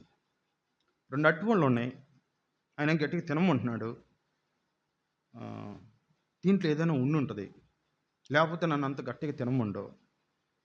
ఇద్దరం ఉన్నాం కాబట్టి ఒకటి ఆయనకి ఇచ్చేసి ఆయన తింటే ఒకటి నేను తింటే చచ్చిపోతే ఇద్దరం చచ్చిపోతాం, బతికితే ఇద్దరం బతుకుతాం అన్న ఆలోచనతో నేను అన్నానయ్యా 2 ఉన్నాయి కాబట్టి సరే ఒకటి తిందాం. నేనైతే 2 తినలేను, ఒకటి నీకు ఇస్తా, నువ్వు తిను, 2వది నేను తింటానన్నా. ఆహా కాదు, అవి నీ కోసం 2 మాసాలు పూజలో పెట్టినాయి అన్నాడు. ఇంకేనట్టు ఉంటుంది, అది నీ కోసం 2 మాసాలు 2 నెలలు పూజలో పెట్టాడంట అరటిపళ్ళు. 2 నెలలు పూజలో ఉన్న అరటిపండ్లు సామాన్యమైనవి కావు. కాబట్టి ఈ తినకూడదని నిశ్చయం చేసుకున్నాం మనసులో అనుకొని. మళ్ళీ ఆలోచన వచ్చింది. నేను కొద్ది రోజులే కదా వచ్చింది, 2 నెలల క్రితం రాలా నేను ఇక్కడికి, ఏది మేమున్న ప్లేస్కి. మేము వచ్చేంత ఒక 20 రోజులు లేదంటే నెలే అయి ఉంటుంది. మొక్కలు చిన్న మొక్కలు అయినాయి, వచ్చి నాటాము, మొక్కలు మలిచాయంటే ఒక నెల పైరు అయిందనమాట. నీళ్ళు పెట్టుకుంటున్నాం. అంటే 2 నెలలు అంటే నేను రాకముందే ఈయన పూజలో ఉన్నాడు అని ఈయనకెట్ట తెలుసు నేను ఇక్కడికి వస్తానని అని అడిగాను. అయ్యా 2 మాసాలు పూజలో పెట్టి అంటే నా కోసం, అంటే నేను ఇక్కడికి వస్తానని నీకెలా తెలుసు? అప్పుడు చెప్పాడు ఆయన, నా కోసమే వచ్చాడు ఆయన అక్కడికి, నా కోసమే వచ్చాడు. ఎలా వచ్చాడంటే అమ్మవారి దగ్గర విచారణ చేశాడట. ఎందుకు? ఆయన చనిపోయే లోపులో ఆయన లాంటి వారిని 101 మందిని తయారు చేయాలి. ఇది నాకు చాలా బాధకరం అన్నమాట. మనకు అలాంటి నిర్ణయం ఉండదండి. దేవుని మందిరంలో రక్షించబడిన మనకి, నేను చచ్చిపోయే లోపల నాలాంటి పాపుల్ని ఆ, ఒక 101 మందిని మందిరానికి చేర్చాల టార్గెట్ పెట్టుకొని మనం బ్రతకం. చూడండి, ఒక భయంకరమైన యొక్క అఘోరాకి శుద్రశక్తులు పూజ చేసేవాడికి ఒక టార్గెట్ పెట్టుకున్నాడు. నేను చచ్చిపోయే లోపల నాలాంటి వారిని 101 మందిని తయారు చేయాలి. వాళ్ళ లక్ష్యం అది. దానికోసం వాడు ప్రాణత్యాగం చేస్తాడు, దానికోసం బ్రతుకుతాడు వాడు. దేవుని బిడ్డలుగా ఆ పవిత్రమైన రక్తంలో, యోగ్యమైన రక్తంలో మనం కడగబడిన వాడు, ప్రక్షాళన చేయబడిన మనం కనీసం ఇలాంటి యొక్క కోరిక మనకు ఉండదు. మనం మొత్తం పోతుంటాం అంతే. నశించువాని, ఎంతమంది అయినా నశించువాని చూస్తుంటాం. ఎక్కడి నుంచి వచ్చాడండి? హిమాలయాల నుంచి వచ్చాడు నన్ను ఆ విధంగా మార్చడానికి. ఎక్కడి నుంచి వచ్చాడు? హిమాలయాల నుంచి వచ్చాడు. అంత దూరం నుంచి పని కట్టుకొని, నేనుండే ప్రాంతం ఎక్కడ ఉంటానో వాడికి అప్పుడు ఫోన్లు ఈ మ్యాప్ పెట్టుకొని వచ్చినాడు కాదు. ఫోన్లో మ్యాప్ పెట్టుకోలా. ఎక్కడ బొమ్మంటే, ఏ ఊరు బొమ్మంటే అక్కడ విచారణ చేస్తాడు ఆ శక్తి దగ్గర. అక్కడికి వస్తాడు వాడు. వాడికి ఎంత ఖచ్చితంగా వచ్చాడంటే, ఎంత ప్లాన్ ప్రకారంగా వచ్చాడు ఆ చెరువులోకి, ఆ చెరువు దగ్గరికి. నేను ఎక్కడ ఏ టైంలో దొరుకుతానో, ఏ టైంలో నన్ను కలుసుకోవాలి, కరెక్ట్ ముహూర్తం పెట్టుకుని వచ్చేసాడు. ఆ చెరువులో ఆ పూజ నా కోసమే, ఈ ముగ్గు నా కోసమే, ఈ అటువంటిలో నా కోసమే. నువ్వు మాత్రమే తినాలా అంటున్నాడు. నువ్వు మాత్రమే తినాలా, అవి నీ కోసమే అంటున్నాడు. ఏంటి నా కోసం ఏంటి? నేనే ఊరు, ఆయన ఊరు, నా కోసం ఏంటి? ఈయన అటువంటి ఏడు తెచ్చి పెట్టడం ఏంటి? నన్ను తినమంటావు ఏంటి? నాకు అర్థం కావట్లా. అయినా అప్పుడు చెప్పాడు అనమాట, అమ్మవారి దగ్గర విచారణ చేశాను. అమ్మవారిని దగ్గర విచారణ చేస్తే అతని పేరులో రాక్షస గణం ఉంది, అతని నసుట రాక్షస వీగక్షం ఉన్నది. అట్టివాడు ఇట్టి కార్యసాధనలో గొప్ప కార్యసాధకుడు అవుతాడు. అక్కడికి వెళ్ళు అని చెప్పిందంట. వచ్చేసాడు. వచ్చి నా కోసం అన్నీ రెడీగా చేశాడు. ఎందుకు? నన్ను వశీకరణ చేసుకోవడానికి. నన్ను వశీకరణ చేసుకోవడానికి ఇవన్నీ చేశాడు. అది నేనే తినాలన్నాడు. అయితే నేను ఒత్తేసి కింద పడేసిన ఆయన ఒప్పుకోలే. ఆడాడో ఉన్నాడు చీకటే, ఆయన నాకు కనపడ్డు, నేను ఆయన కనపడ్డాను. నాకు అనుకున్నా, ఎట్టా తినమంటున్నాడు కదా, తీసుకుందాం, 2 చేతులు తీసుకుందాం, గట్టిగా ఒత్తేస్తే అరటిపండ్లు కదా, 2 నెలలు పూజలో ఉన్న అరటిపండ్లు ఎట్లా ఉంటాయి? గట్టిగా ఉంటాయా? ఉండవు, మెత్తగా ఉంటాయి, చితికిపోతాయి, కింద పడైతే మట్టి అంటుకుంటాయి. మట్టి అంటుకున్న తర్వాత ఊరు తినమనరు అనుకొని నేను వంగి తీసుకుని ఆయన చెబుతుంటే వెనకాలగా ఇటు పెట్టుకుని ఒత్తేసా. 2 అరటిపండ్లు కింద పడ్డాయి. కింద పడకతలికే అక్కడ చీకట్లో ఉన్నవాడు, వాడికి ఎట్ట కనపడ్డాయో అడిగేశాడు. ఏంటి అరటిపండ్లు కింద పడేసావు అన్నాడు. అరే, ఇంత దూరం ఉన్నా ఎట్ట గుర్తుపట్టాడు? అప్పుడు నిజం చెప్పేసి, అయ్యా నాకైతే తినడానికి ఇష్టంగా లేదు, అందుకే ఒత్తి కింద పడేసాను, మట్టి అంటుకుంది, ఇక తినడానికి వీలు కాదు అన్నా. లేదు, బాగానే ఉన్నాయి, నేనే వచ్చేసి ఇదిగో నా చేతుల్లో అవి మెత్తగా పిసికిన తర్వాత ఆ రచన చేతికి అంటుకుంది, ఇదిగో అని నేను అంటున్నా. అంటే లేదు అవి మంచిగానే ఉన్నాయి అన్నాడు. ఇలా మాట్లాడుకుంటున్నాం. ఈ చితికిపోయిన అటువంటి మామూలు అరటిపండ్లు అయినాయి. ఈ చితికిపోయిన అరటిపండ్లు మామూలు అరటిపండ్లు, మంచి గెల నుండి కోసిన అరటిపండ్లు ఎలా ఉంటాయో అలాగొచ్చి నా చేతులు, 2 చేతులు 2 ఉన్నాయి. ఇలా చూస్తే మంచి అరటిపండ్లే. ఇలా చూస్తూ ఉన్నా, మాట్లాడుతూ ఉన్నా, నేను తినలేనని చెబుతున్నా, అట్టా అంటున్నా, నోరు అట్లా తెరవబడింది, వెళ్ళిపోయినాయి, లోపలికి వచ్చేసినాయి నోట్లోకి వచ్చిన తర్వాత దాన్ని నవ్వులు మింగేసాను. మళ్ళీ ఇది కూడా నోట్లోకి వచ్చింది, మింగేసాను. ఆ రీతిగా నేను ఆయన వశీకరణ అయిపోయాను. ఆయన వశీకరణ అయినాక 9 శక్తులు, నేను ముగిస్తున్నా, 9 శక్తులను నా వశీకరణ చేసుకోవడానికి, నా చేత శుద్ధి చేయడానికి, నన్ను కూడా అలాంటి యొక్క మంత్ర ప్రయోగాలలో ప్రసిద్ధి చెందిన అతీతమైన శక్తులని నా స్వాధీనంలో తీసుకోవడానికి నన్ను ఒక భయంకరమైన మాంత్రికుడిగా, ఒక భయంకరమైన యొక్క అఘోరాగా నన్ను తయారు చేశాడు. ఇక నాకు ఇంటి పైన లేదు, పొలం పైన లేదు, నా యొక్క పొలంలో పని ఒకరికి అప్పగించాడు. ఇక మా తల్లిదండ్రులకు తెలిసిపోయింది. వాళ్ళు అక్కడ ఏడుస్తున్నారు. నా దగ్గరికి వచ్చి "నువ్వు నా పిల్లవాడిని పంపించు" అంటానికి ఎవరికి ధైర్యం లేదు. నేను ఆయన దగ్గర ఎదిగి ఆ గ్రంథాలన్నీ నాకు పరిచయం చేసి, నేను సావుకు ముందే నాకు దినం చేశాడు. నన్ను బతికుండగానే, ఎందుకంటే ఆ విద్యలో చచ్చిపోతారు, అది చాలా కఠోరమైంది, ధైర్య సాహసాలతో చేయాలి. ఒకవేళ చచ్చిపోతే నన్ను పూర్తి చేయటం కానీ, కాల్చడం కానీ, దహనకాండాలు జరిగించడానికి లేదు. అందుకనే నాకు ముందుగానే దినం తద్దినం అయిపోయింది. నేను ఈ మంత్ర ప్రయోగాలు నేర్చుకోక ముందే చెప్పేశాడు, నువ్వు బ్రతకవు, నువ్వు చచ్చిపోతావు.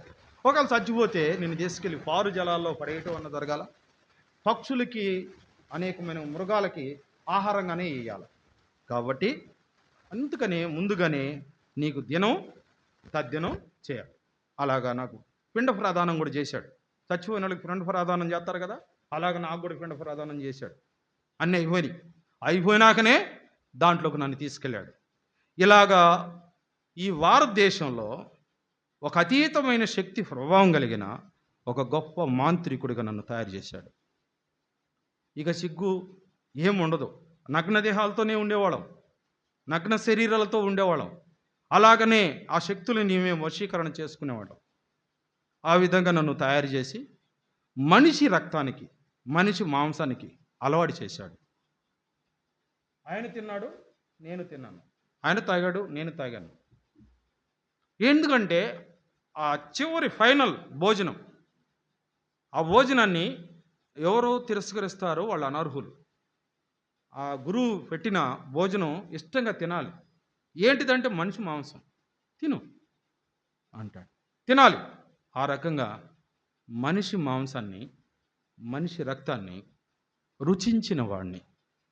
ఒక మనిషిని తినే మనిషి ఏ ఊర్లో ఉంటాడు, ఎలా ఉంటాడు, ఎక్కడుంటాడు అని అంటే, ఈ 2025 సంవత్సరం ఈ 10వ మాసం ఈ మొదటి ప్రభు దినంలో మీ మధ్యకి తీసుకొచ్చిన ఈ మనుషుడు ఎట్ట ప్రభావితం చెందాడు అని అంటానికి, ఒక మనిషిని తినే మనిషి, మనిషి రక్తానికి అలవాటు పడిన మనిషి, మనిషి మాంసాన్ని రుచించిన మనిషి, భయంకరమైన మాంత్రికుడైన మనిషి, దేవుని రాజ్య సువార్త నన్ను ప్రభావితం చేసింది.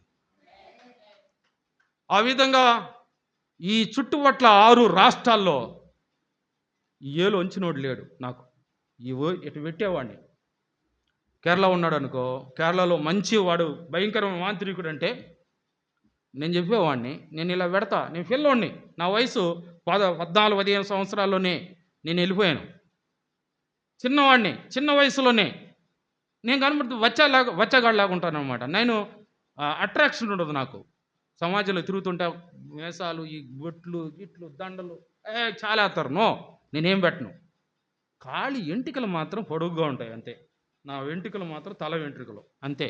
ఇక నేనేమి ఎప్పుడు నేను బొట్టు పెడతానంటే పూజలో కూర్చున్నప్పుడే బొట్టు పెడతా, అప్పుడుదా బొట్టు పెట్టను. మాల వేయను. మామూలుగా సమాజంలో తిరుగుతాను. నేను ఎవరింట్లో భోంచేసేవాడిని కాదు. ఒంటి పూటే భోజనం నాది, సన్నీళ్ళ స్నానం నాది. ఊరి ఎలపల ఊళ్ళో కూడా ఉన్నాను. ఈ ఊళ్ళో ఉంటే ఈ ఊరికి నన్ను బట్టి కీడు వచ్చింది. వాస్తవంగా నా గురువుగారు ఏంటంటే హిమాలయాలకు పంపున్నాడు.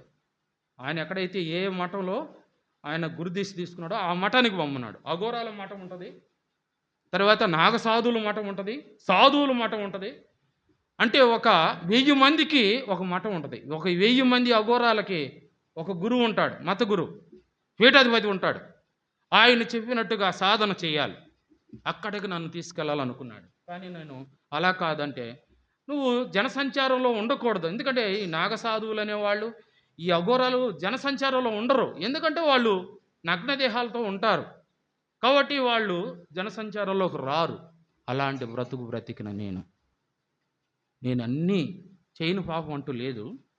నా చిన్నతనంలో ఎన్ని రకాలుగా జీవితాలతో ఆడుకున్నాను. ఏ రకంగా నా ప్లానింగ్, నేను ఆయన ఎలా చేశాడో అలాగ నేను టార్గెట్ చేసుకొని, ఆయనేమి ఆశ్రయం కట్టలేదు, నేను ఆశ్రయం కట్టాలి, దానికోసం కొన్ని గుప్త నిధులు నేను సమకూర్చాలని కొన్ని టన్నుల బంగారం, కేజీలు కాదు, కొన్ని టన్నుల బంగారాన్ని నిధులు నా దగ్గరికి అందరూ వచ్చేవాళ్ళు అనమాట. గొప్ప గొప్ప రాజకీయ నాయకులు కూడా నా చుట్టూ తిరిగారు. మంత్రులైనటు వాళ్ళు వాళ్ళ ఇంట్లోకి నన్ను తీసుకెళ్ళి పువ్వుల మీద నడిపించి నా కాళ్ళు పన్నీటితో కడిగి ఎండు పళ్ళెంలో నా కాళ్ళు పెట్టి కడిగి ఆ ఆ పన్నీరుని తీర్థంగా తీసుకున్నారు. వాళ్ళ ఇళ్లలో చల్లుకున్నారు, బెడ్రూమ్లో చల్లుకున్నారు. ఎందుకంటే స్వామి జలాలు మోక్షం కలుగుతుంది, పేడ పిశాచి పోతుంది అనుకొని. అలాంటి తిరుగులేని వాడిగా నేను బ్రతుకుతున్న సమయంలో నా మనసులో ఒక పడింది, సేవకుల్ని చంపాలి. అప్పటి వరకు నాకు ఎదురులేదు. నా టార్గెట్ ఏంటి? ఆ సేవకుని చంపాలి, వాడి రక్తాన్ని తాగాలి, వాడు మాంసం తినాలి. ఇక్కడ నాకు ఓటం దొరికింది. అప్పుడు దాకా నాకు ఓటం లేదు. 6 రాష్ట్రాలు నాకు తిరుగులేదు. ఏ మంత్రగాడు నా ఏలు వంచలేదు, ఏలు వంచలేదు. సవాల్ చేసేవాడిని, నువ్వు సరైన మంత్రగాడు అయితే, నీకాడ శక్తి, అతీతమైన శక్తి ప్రభావం ఉంటే ఈ ఏలు ఇలా పెడతా, వంచు, ఇట్లా వంచు, నువ్వు పెట్టు నేను ఉంచుతా, నువ్వు పెట్టి ఇట్లాగా నేను ఉంచుతా, నేను పెడతా నువ్వు వంచు, ఇట్లా సవాల్ చేసేవాడు అనమాట. అలాంటి వాడిని సేవకుని మీద ప్రయోగం చేశాను. 9 శక్తులు పంపించాను. 9 శక్తులు తిరిగి నా దగ్గరికి వచ్చింది. ఎందుకు వాడిని బంధించలేదు అని అంటే, ఆ శక్తులు నాకు చెప్పినాయి. ఏం చెప్పినాయి అంటే, వాళ్ళ చుట్టూ అగ్ని ప్రాకారం ఉంది, లోపలకు పోవటానికి మార్గం లేదని చెప్పినాయి. చుట్టూ ఆ పెండాలం చుట్టూ మీటింగ్ జరుగుతుంది. ఉదయకాలం 10 గంటలకి నేను పూజలో కూర్చున్నా, శక్తులను పంపిస్తున్నా, తీసుకురండి, అక్కడ ఉన్నట్టు యొక్క ఆ దైవ సేవకుని తీసుకొని రండి నా దగ్గరికి, వాడు రక్తం నాకు కావాలి, వాడు మాంసం నాకు కావాలి అని ఉద్రేకంతో పంపించాను. 9 శక్తులు అలాగొచ్చినాయి నా దగ్గరికి. ఏం చేయలేరు, ఇప్పుడైతే ఏం చేయలేం. ఏ రకంగా అయినా అతన్ని పట్టుకుంటాం, తీసుకొస్తాం, నీకు అప్పగిస్తాం. ఆ విధంగా వాటం పాలయ్యి, ఆ తర్వాత ఆ సేవకుడు వెళ్ళి నా కొరకు ప్రార్థన చేశాడు. ఎందుకంటే ఆయన యొక్క ఉన్న ప్రదేశంలో నేను నా యొక్క శక్తుల చేత ప్రభావితం చేశాను. ఆయన రూములో అదంతా తెలుసుకున్నాడు. అతను కూడా మాంత్రికుడే, రక్షణ పొందనప్పుడు. మరి ఈడెవడో మంత్రగాడు ఉండట్టుకుందే అనుకొని అక్కడ అడిగాడంట పిల్లల్ని, అయ్యా ఇక్కడ ఎవరైనా మంత్రగాళ్ళు ఉన్నారా అని. ఉన్నాడయ్యా, ఒకడు ఉన్నాడా, పొలిమేర మీద ఉంటాడు, కొద్దిగా సూచనలు ఇచ్చాడు. అతని పేరేంటి? ఆరోగ్య స్వామి అంటే ఆరోగ్యం. కనుక్కున్నాడు, అడ్రస్ కనుక్కున్నాడు, పోయి వారం రోజులు నాకు ఉత్తరం రాశాడు. ఏమని రాశాడంటే, ఆరోగ్యం, నువ్వు మంత్రగాడు అనుకుంటున్నావు, విర్రవీగుతున్నావు, నీ యొక్క బల ప్రదర్శన చేశావు, నీ మంత్రాలు నిన్ను రక్షించలేవు, నీ పూజలు రక్షించలేవు, నువ్వు జ్ఞానం పనికిరాదు, నీ బలం పనికిరాదు, కొద్ది రోజులు నువ్వు చచ్చిపోతున్నావు, కొద్ది రోజుల్లోనే నువ్వు చచ్చిపోతున్నావు, ఇప్పుడైనా మించిపోయిందే లేదు. యేసు ప్రభువా, నేను పాపిని, నా పాపాలు క్షమించు, నా కొరకై, నా పాపాల కొరకై ఆ కలవరు సిలువలో నువ్వు వలయజ్ఞ పశువుగా వధించబడ్డావు, నీ రక్తం చేత నన్ను ప్రక్షాళన చేయుడు కొరకై, పరుషుడు కొరకై, నాకు గొప్ప ఆత్మరక్షణ అనుగ్రహించుడు కొరకై నేను పొందవలసిన పాటలన్నీ పొంది ఆ సిలువలో నువ్వు మరణించావు, నేను పాపిని, నన్ను క్షమించని నువ్వు అడుగు, ప్రభువైన యేసు యందు విశ్వాసం ఉంచు, అప్పుడు నీవును నీ ఇంటి వారు గొప్ప ఆత్మరక్షణ పొందుతారు అని ఉత్తరం రాశాడు. నేనేంటి చావటం ఏంటి అని చెప్పి ఆ ఉత్తరాన్ని చించి ముక్కలు చేసి నేను వెళ్ళిపోయాను. ఆ తర్వాత నా తలలో నొప్పి స్టార్ట్ అయింది. తలలో నొప్పి స్టార్ట్ అయ్యి నాకు బ్రెయిన్ క్యాన్సర్గా మారింది. తీవ్రమైన స్థితిలోకి వెళ్ళిపోయాను. ఇక ఆ నొప్పి తట్టుకోలేక ఎంట్రుకలు పొడుగుంటే ఇట్లా గుంజుకొని ఇట్లా గుంజుకుంటే నా ముక్కులోంచి జడజడ చీము రక్తం వచ్చేది.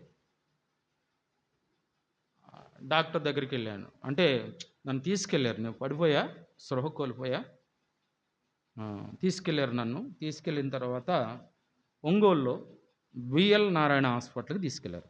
విఎల్ నారాయణ డాక్టర్, రాంబాబు గారు ఇద్దరు నన్ను పరీక్షించారు. పరీక్షించి ఇతడు బ్రెయిన్ క్యాన్సర్, చాలా తీవ్రమైన పరిస్థితికి వచ్చాడు, ఇతనికి ఏమిటి ఇంకా ట్రీట్మెంట్ ఏమి లేదు, కొద్ది రోజులు మాత్రమే బతుకుతాడు, చచ్చిపోతాడని చెప్పారు. 92వ సంవత్సరం 92వ సంవత్సరంలో డాక్టర్ ఇచ్చిన స్టేట్మెంట్ అన్నమాట, అది రిపోర్ట్. 92 సంవత్సరాలు నేను చచ్చిపోవాలి. వాస్తవమే. ముక్కులో నుంచి వస్తుంది తలనొప్పి, చాలా తలనొప్పి ఉండేది. చెవుల్లో నుంచి వస్తుంది, ఇలా పనుకుంటే ఇటు, ఇలా పనుకుంటే ఇటు వచ్చేది. వచ్చేటప్పుడు ఆ సీము రక్తము చాలా దుర్గంధమైన వాసన, అందులో పురుగులు కూడా ఉండేవి. గొల్ల పెట్టుకుంటా, అంటే ముక్కులోంచి కూడా వచ్చాయి, తుట్టులోకి వచ్చాయన్నమాట, గొల్ల పెట్టుకుంటా వచ్చాయని. నేను నా దగ్గర మాట్లాడాలంటే నా సర్వేలో ఎవరు కూడా నిలబడి మాట్లాడలేరు, ఎందుకంటే నా దగ్గర దుర్గంధమైన వాసన. నా వయసు 18 సంవత్సరాలు, నా బరువు 23 కిలోలు. ఆ స్థితిలోకి వచ్చాను. ఆ తర్వాత ఒక దైవజనుడు సువార్త నన్ను ప్రభావితం చేసింది. ప్రకటన గ్రంథం 21వ అధ్యాయం 8వ వచనం చదివి సువార్త ప్రకటిస్తున్నాడు దైవజనుడు. ఆ దైవజనుడు సువార్త ఏంటంటే ఒక జాబితాను చూపించాడు. 8వ వచనంలో ఒక జాబితా ఉంది. ఆ జాబితాలో నేనున్నా. అంటే మంత్రగాడు ఉన్నాడు. ఆ జాబితాలో ఎవరున్నారు? మంత్రగాడు ఉన్నాడు. ఆ మంత్రగాడు ఎవరు అంటే నేనెవరు ఆయనకు తెలీదు, ఆయన ఎవరో నాకు తెలీదు. నా గురించి చెబుతున్నాడు ఏందా అనుకుంటున్నాను నేను. చదవండి 8వ వచనం. పిరికివారును అవిశ్వాసులను అసహ్యులను నరహంతకులను వ్యభిచారులను మాంత్రికులను. అది ఆ జాబితాలో నేనున్నా. ఈ వ్యాధి అంతా ఎక్కడికి వెళ్తుంది, చనిపోతే ఎక్కడికి వెళ్తుంది అని అంటే అగ్ని గంధకములతో మండుగుండములో, అగ్ని గంధకములో మండుగుండములో పాలు పొందుదురు. ఇది 2వ మరణం. అది అప్పుడు చెబుతున్నాడు అనమాట. ఓ మంత్రగాడా, ఇట్టే నన్ను నాతో మాట్లాడినట్టే ఆయన ఎక్కడో ఉన్నాడు, నాకెట్టు నా చెవులు వినపడుతుంది. ఓ మంత్రగాడా, నువ్వు మంత్రగాడ కూడా విర్రవీగుతున్నావేమో, నువ్వు చచ్చిపోతే ఎక్కడికి వెళ్తావు. ఇదిగో నీ స్థలం, అగ్ని గంధకాలతో మండుగుండం ఇక్కడ ఉంది. ఆరని మంటలో తీరని వేదన, యుగ యుగాలు, ఒకరోజు కాదు 2 రోజులు కాదు. ఈ రోజైనా నువ్వు మనసు మార్చుకుంటావా? ఈ రోజైనా ఆ వ్యాధి నుండి తప్పించుకోవాలని తీర్మానం చేసుకుంటావా అన్నప్పుడు నేను తీర్మానం చేసుకున్నాను. చివరి క్షణాల్లో మరణపు సరిహద్దుల్లో ఉన్నాను, మరణానికి సమీపంగా ఉన్నాను. ఇక కొన్ని క్షణాల్లో నేను చనిపోతాను. నేను ఎప్పుడో మట్టికి మన్నైపోయేవాడిని, దుమ్ముకు ధూళైపోయేవాడిని. ఈరోజు నన్ను చూడలేరు. అలాంటి వ్యక్తిని దేవుడు నువ్వు బ్రతుకుతారా అన్నాడు. డాక్టర్లు ఏమో నువ్వు బ్రతకరా అన్నారు. దేవుడు నువ్వు బ్రతుకుతావు. ఎప్పుడైతే నేను తీర్మానం చేసుకున్నాను, రక్షణ తీర్మానం, ఆయన అక్కడ ఉండి చెబుతున్నాడు, నువ్వు ఉన్న చోటనే ఉన్న వాటినే, నువ్వు ఇక్కడికి రావల్లా, నువ్వు ఉన్నావు అక్కడే మోకరించు, అక్కడే ఈ ప్రార్థన చేసుకో. ఈ ప్రార్థన చేసుకుంటే నేను ఇక్కడ ప్రార్థన చేసుకున్నాను. ఆ మాటలు చెప్పాను నేను నాటుతో. నాకేం ప్రార్థన వచ్చి కాదు, ఆ మాటలు చెబుతున్నా. ఇన్న మాటలు నా మనసులో అనుకుంటున్నా, ఎలాగ చనిపోతున్నాను కదా, చనిపోయే రోజైనా ఒక మంచి మనిషిగా చచ్చిపోదాం. నా దగ్గరికి ఎవరు రారు. నేను వీధిలో వస్తుంటే నాకు ఎదురు ఎవరు రారు. కుక్కలు కూడా రావు. మా ఊర్లో కుక్కలు కూడా రావు. ఎందుకో మరి, కుక్కలకు కూడా భయమేమో, అవి కూడా వెళ్ళిపోతాయి పక్కకి. వీధిలో పురుషుడు తిరగడు, స్త్రీలు తిరగరు, నేను వెళ్ళిపోవాలా. అలాగ బ్రతుకుతున్న నేను ఆ రోజు తీర్మానం చేసుకున్నాను. తీర్మానం చేసుకొని 92వ సంవత్సరంలో 2వ నెల 28వ తారీఖున నేను బాప్తీసంలో సాక్ష్యం ఇచ్చాను. ఎందుకంటే ఎలాగ చచ్చిపోతున్నాను, ఆ యాతన కలిగిన స్థలానికి వెళ్లకుండా తప్పించుకోవాలన్న ఆలోచనతోటి ఆ మాటలను బట్టి నేను మనసు మార్చుకొని, ఇక నేను జ్ఞాపశక్తి లేదు నాకు, నేను ఏం మాట్లాడుతానో తెలియదు. మైండ్ అంటే బ్రెయిన్ అంతా కుళ్ళిపోయింది, పురుగులు తింటున్నాయి. అది నా స్టేజ్. అలాంటి వాడు డాక్టర్ దగ్గరికి వెళ్తే ఇంక నువ్వేం బ్రతుకుతావురా అని చెప్పాడు. దేవుడైతే బ్రతుకుతాడు అని చెప్పాడు. ఎందుకు బ్రతుకుతావు అని అంటే, ఎందుకు బ్రతికించాడు అని అంటే, ఎందుకు రక్షించాడు అంటానికి దేవుడు నాకు తెలియజేసిన మాట. రక్షణ పొందాను, బాప్తిస్మ సాక్ష్యం ఇచ్చాను, మందిరానికి వచ్చాను. మా ఊర్లో ఆ సేవకుని పరిధిలో పరిచర్య అంటే మందిరం ఊడవటం, సాఫులు వేయటం, ఇది నా పని. ప్రతి మీటింగ్కి నేను ముందు రావాలి, ప్రార్థన చేసుకోవాలి, చీపురు తీసుకోవాలి, మందిరం అంతా శుభ్రంగా ఊడవాలి, సాఫులు పరవాలి. ఆ తర్వాత మీటింగ్ అయిపోయిన తర్వాత మళ్ళీ అవన్నీ తీసి చుట్టి అక్కడ పెట్టేసి మళ్ళీ మందిరం అంతా శుభ్రంగా ఊడిచి వెళ్ళాలి. ఇది నా డ్యూటీ. అలాగ నేను చేస్తున్న సమయంలో వాళ్ళతో పాటు సువార్తకి వెళ్ళేవాడిని. వస్తున్నా 12 గంటలకు వచ్చాం. సువార్త పక్క గ్రామానికి వెళ్ళి పండుకున్న నా డైలీ పోర్షన్ చదువుకొని. ఖచ్చితంగా 1 గంట అయింది. రాత్రి 12:30 12 గంటలకు వచ్చాం. అందరూ పడుకున్న, నాతో పాటు కొంతమంది యవనస్తులు ఉన్నారు, వాళ్ళు కూడా పండుకున్నారు. ఎవరో నన్ను వచ్చి తట్టారు. తట్టి యెషయా గ్రంథం 49వ అధ్యాయం 3వ వచనం చదువు అంటున్నాడు. నేను ఉలిక్కిపడి లేచాను. లేచి ఎవరు నన్ను యెషయా గ్రంథం 49వ అధ్యాయం 3వ వచనంలో ఏముంది, నన్ను ఎందుకు చదవమన్నారు అని బయటకు పోయి చూద్దాం, బయట ఏమైనా ఉన్నారని బయటికి వెళ్ళి చూశాను. ఎవరు లేరు, అందరు నిద్రపోతున్నారు, అందరూ ప్రశాంతంగా ఉన్నారు. ఎవరవ్వా అనుకొని మళ్ళీ పండుకున్నాను. మళ్ళీ పండుకున్న తర్వాత ఒక దర్శనం. తెల్లని మందిరం, దానికి 4 వైపులు 4 గుర్తులు ఉన్నాయి. అది తిరుగుతుంది, ఆకాశంలో తిరుగుతూ దిగుతుంది కిందకి.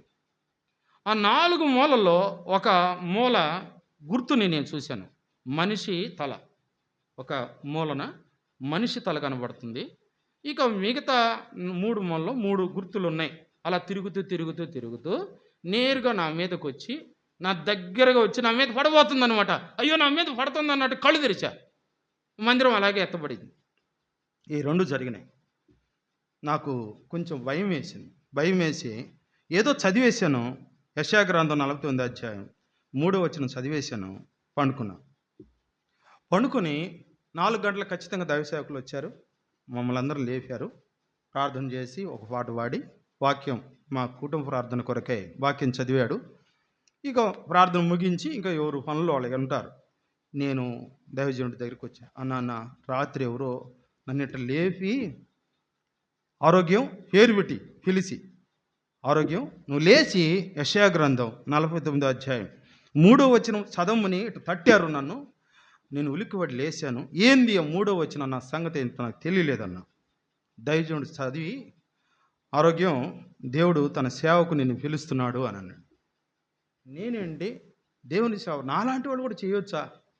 నాలాంటి వారు కూడా అర్హత ఉందా? అరే నేను మంచోని కాదు కదా, నా బ్రతుకు మంచిది కాదు కదా. అలాంటి వాడిని దేవుడు రక్షించుకున్నాడు వాస్తవమే. అది నాలాంటి వాడు కూడా సేవ చేస్తే సేవ వర్ధిల్లిద్దా? నాలాంటి వాడు కూడా సేవ చేస్తే అది అందరికీ యోగ్యకరంగా ఉంటుందా?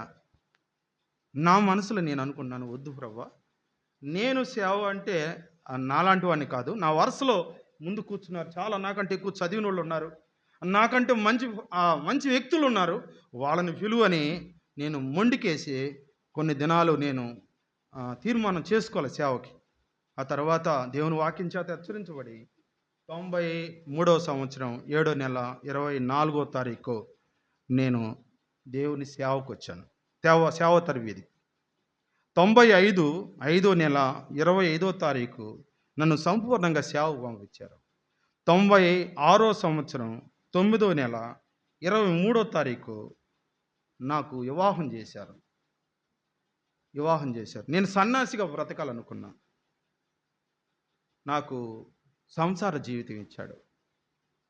నేనెక్కడో ఒంటరిగా బ్రతకాలనుకున్నా.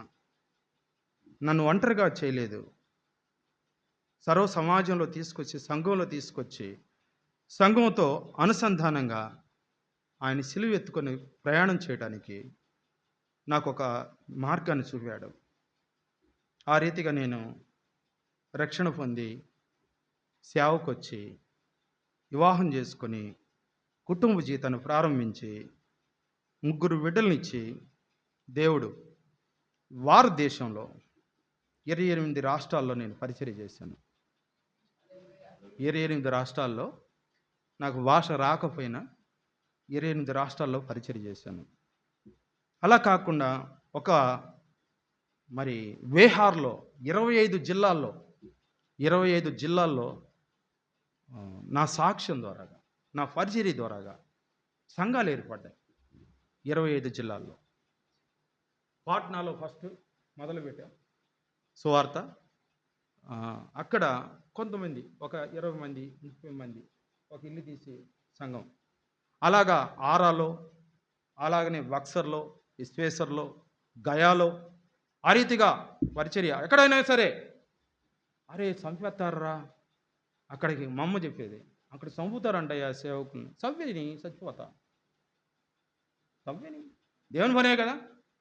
ఎక్కడైతే మిషనరీని కాల్చి చంపారో అదే స్థలంలో ఒక ట్రక్కు బైబుల్ అమ్మాను.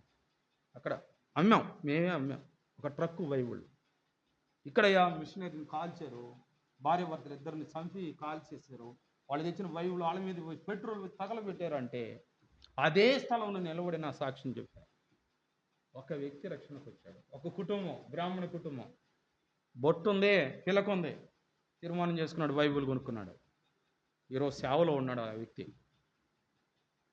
ఎక్కడో ఒక సన్యాసిగా, ఒక మాంత్రికుడిగా చచ్చిపోవాల్సి ఉంటే నన్ను సమకూర్చాడు, తన పక్షంగా నిలబడేవాడిగా చేశాడు, తన రాజ్య సువార్తను ప్రభావితం చేయడానికి చేశాడు.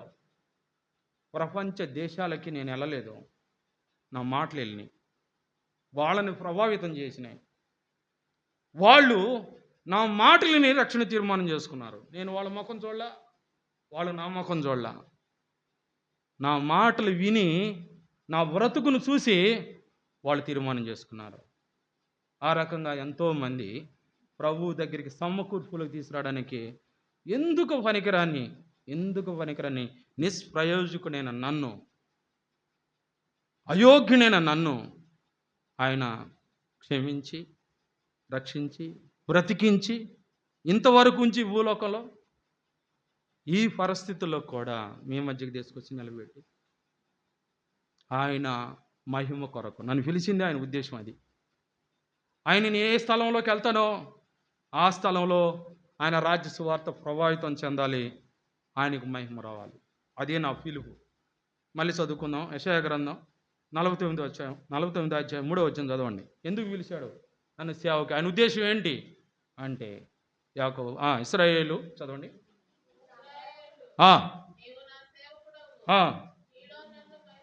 నీలో నన్ను, అదేండి, నాలో ఆయనకు మహిమ రావాలి. నాలో మహిమ తెచ్చుకోవాలంటే ఎట్లాగా? నేను యోగ్యుని కాదయ్యా అంటే యోగ్యుడిగా చేస్తా, అర్హుని కాదయ్యా అంటే అర్హుడిగా చేస్తా, నా పక్షమున నిలిచిన వాడిగా చేస్తా, నా ద్వారా సమకూర్చబడిన వాడిగా చేస్తా, నా రాజ్య సువార్తను నీ భుజస్కంధముల మీద పెడతా. వెళ్ళు, సర్వలోకానికి వెళ్ళి సర్వ సృష్టికి నా సువార్త. ఆ రీతిగా మన భారతదేశంలో దేవుని పని కొరకై ఇంత మరి వ్యవధిలో ప్రభు కనికరించాడు. ప్రభు చిత్తం అయితే వచ్చే ఫిబ్రవరిలో మలేషియా పరిచర్య కొరకు వెళ్ళాలి. నేను వాస్తవంగా ఈ సంవత్సరంలో జనవరి 27వ తారీఖు వెళ్ళాలి. 27, 28, 29 ఈ 3 రోజులు నేను సేవకురాలు ఇద్దరం కలిసి మాకు టికెట్లు రెడీ అయినాయి. ఆ తర్వాత మాకు పాస్పోర్ట్ అంతా రెడీ అయిపోయింది.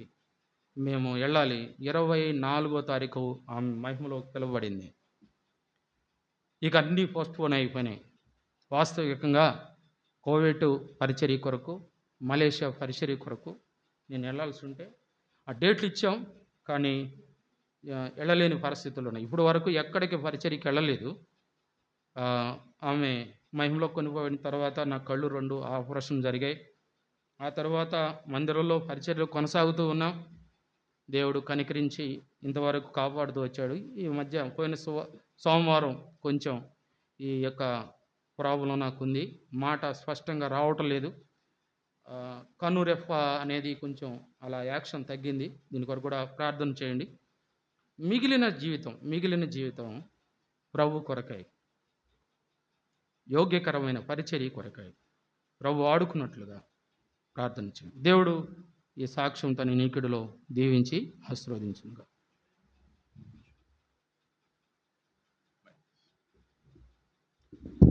అందరు లేచి నిలబడదామా?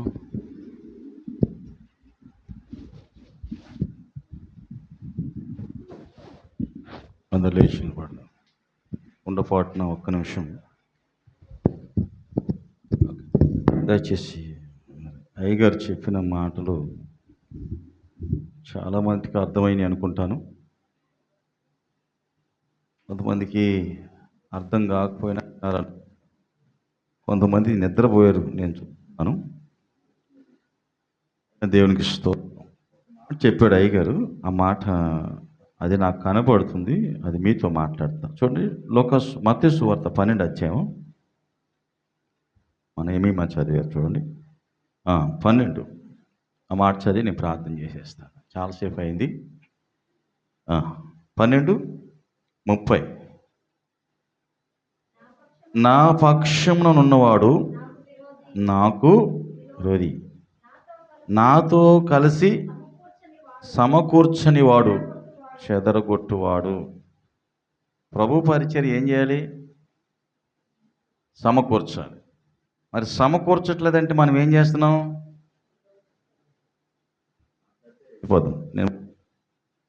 ఇప్పుడు మనం ఉన్నామా, సమకూర్చే పనిలో ఉన్నామా? ఏ పనిలో ఉన్నాం చెప్పలేపోరా? అది కూడా మీరు ఏం చేస్తున్నారో కూడా చెప్పలేరా? అయ్యో నాయన, నేను అడిగేది మిమ్మల్ని, మీరు ఏ పనులు ఉండారు? సమకూర్చే పనిలో ఉండారా? సమకూర్చే పనులు ఉండరా?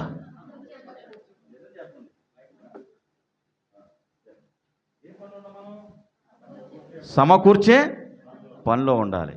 చెదరగొట్టే పనిలో సింపుల్గా నేను చెప్తున్నా, మీ నిమిత్తమే కదా అన్యజనుల్లో నా నామము. కారణం ఏంటి? మనం సమకూర్చేవాళ్ళం అయితే మా నిమిత్తం అన్యజనుల్లో దేవుని నామం దూషింపబడదు. మరి సమకూర్చే లిస్టులో మనం ఉండుంటే ఇంతే ఉంటారంటారా, ఇంకొద్దిగా పెరుగుతారంటారా? కొంచెం నవ్వుతా చెప్పండి, ఏం కాదు కదా. మరి ఇప్పుడన్నా మనకుండా కొద్ది టైం, సాతానికి కొంచెం అఘోరాకు టైం ఉందంట. నేను చచ్చిపోయే లోపల 101 మందిని అఘోరాలు చేయాలి, ఆడుకుందా టార్గెట్. మన కనీసం మన ఇంట్లో వాళ్ళందరినీ ప్రభు దగ్గర తీసుకొద్దాం టార్గెట్. మీరు చెప్తుంది ఉండాలి, తీసుకొచ్చేసిందిగా, చెప్పేది హల్లెలూయా, ట్రై చేస్తుంది కదా.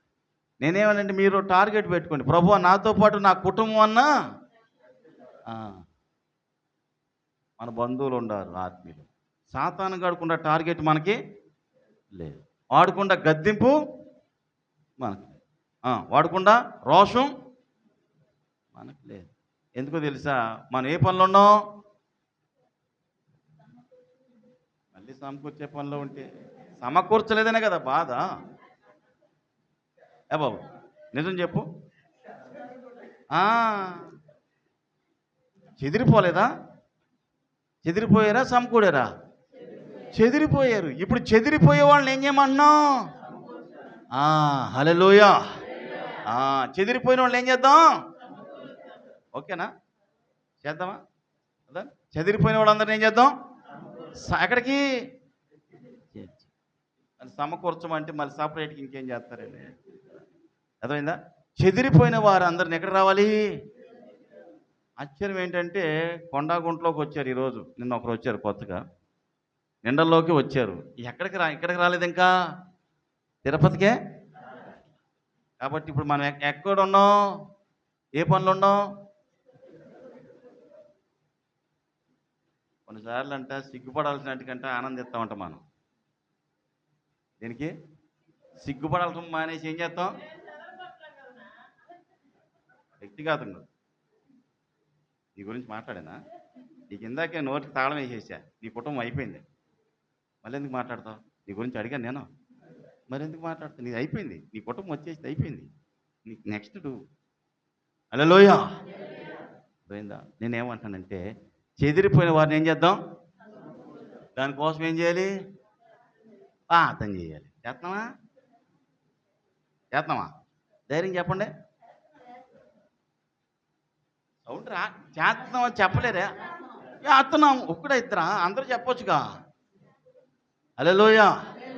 ఏం చేద్దాం? ప్రార్థన చేస్తే సరిపోద్దా? సమకూర్చాలా?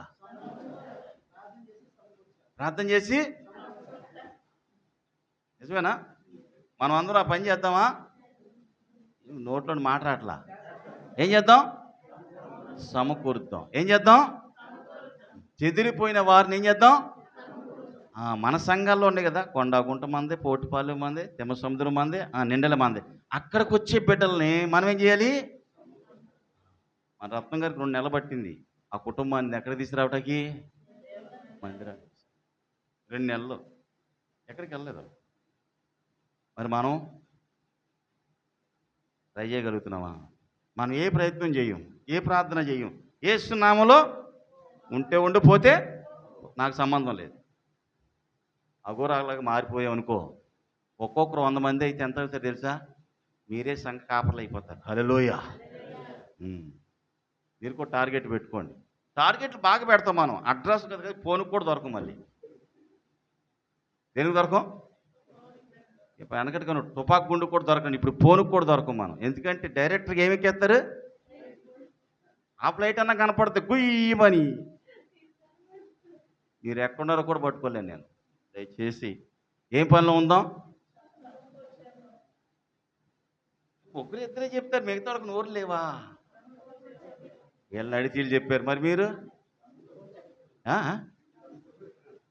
ఏం చేస్తారా? చంపేస్తారా? ఏం చేద్దాం?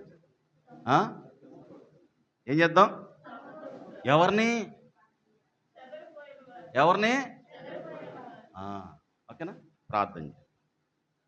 పరిశుద్ధుడైన మా ప్రభువా, మా సంఘములో చాలామంది చెదిరిపోయారు.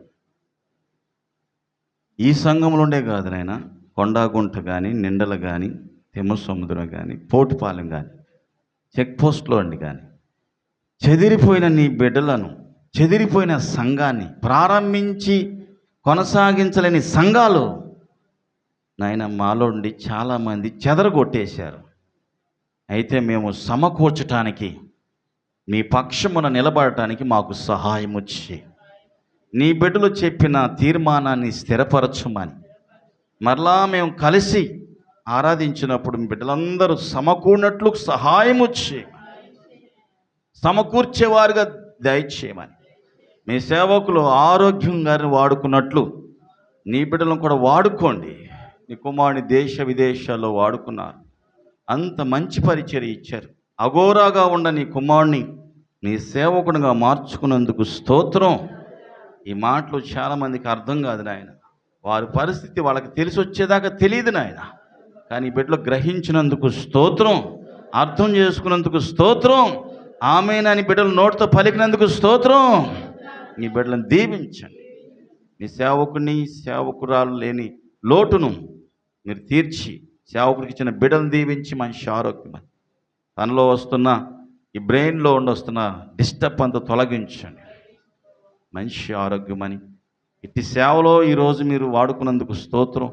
మా సంఘాన్ని, చెదరిపోయిన మా సంఘాన్ని మేము సమకూర్చుకోవడానికి, పోగేసుకోవడానికి, నాయన వారిని నీ దగ్గరికి నడిపించడానికి, మా సాయి శక్తుల పని చేయడానికి సహాయం వచ్చి, అటు శక్తిని, ఆత్మను నాకు మాకును దయచేయమని యేసు నామములో ప్రార్థిస్తున్నాము తండ్రి.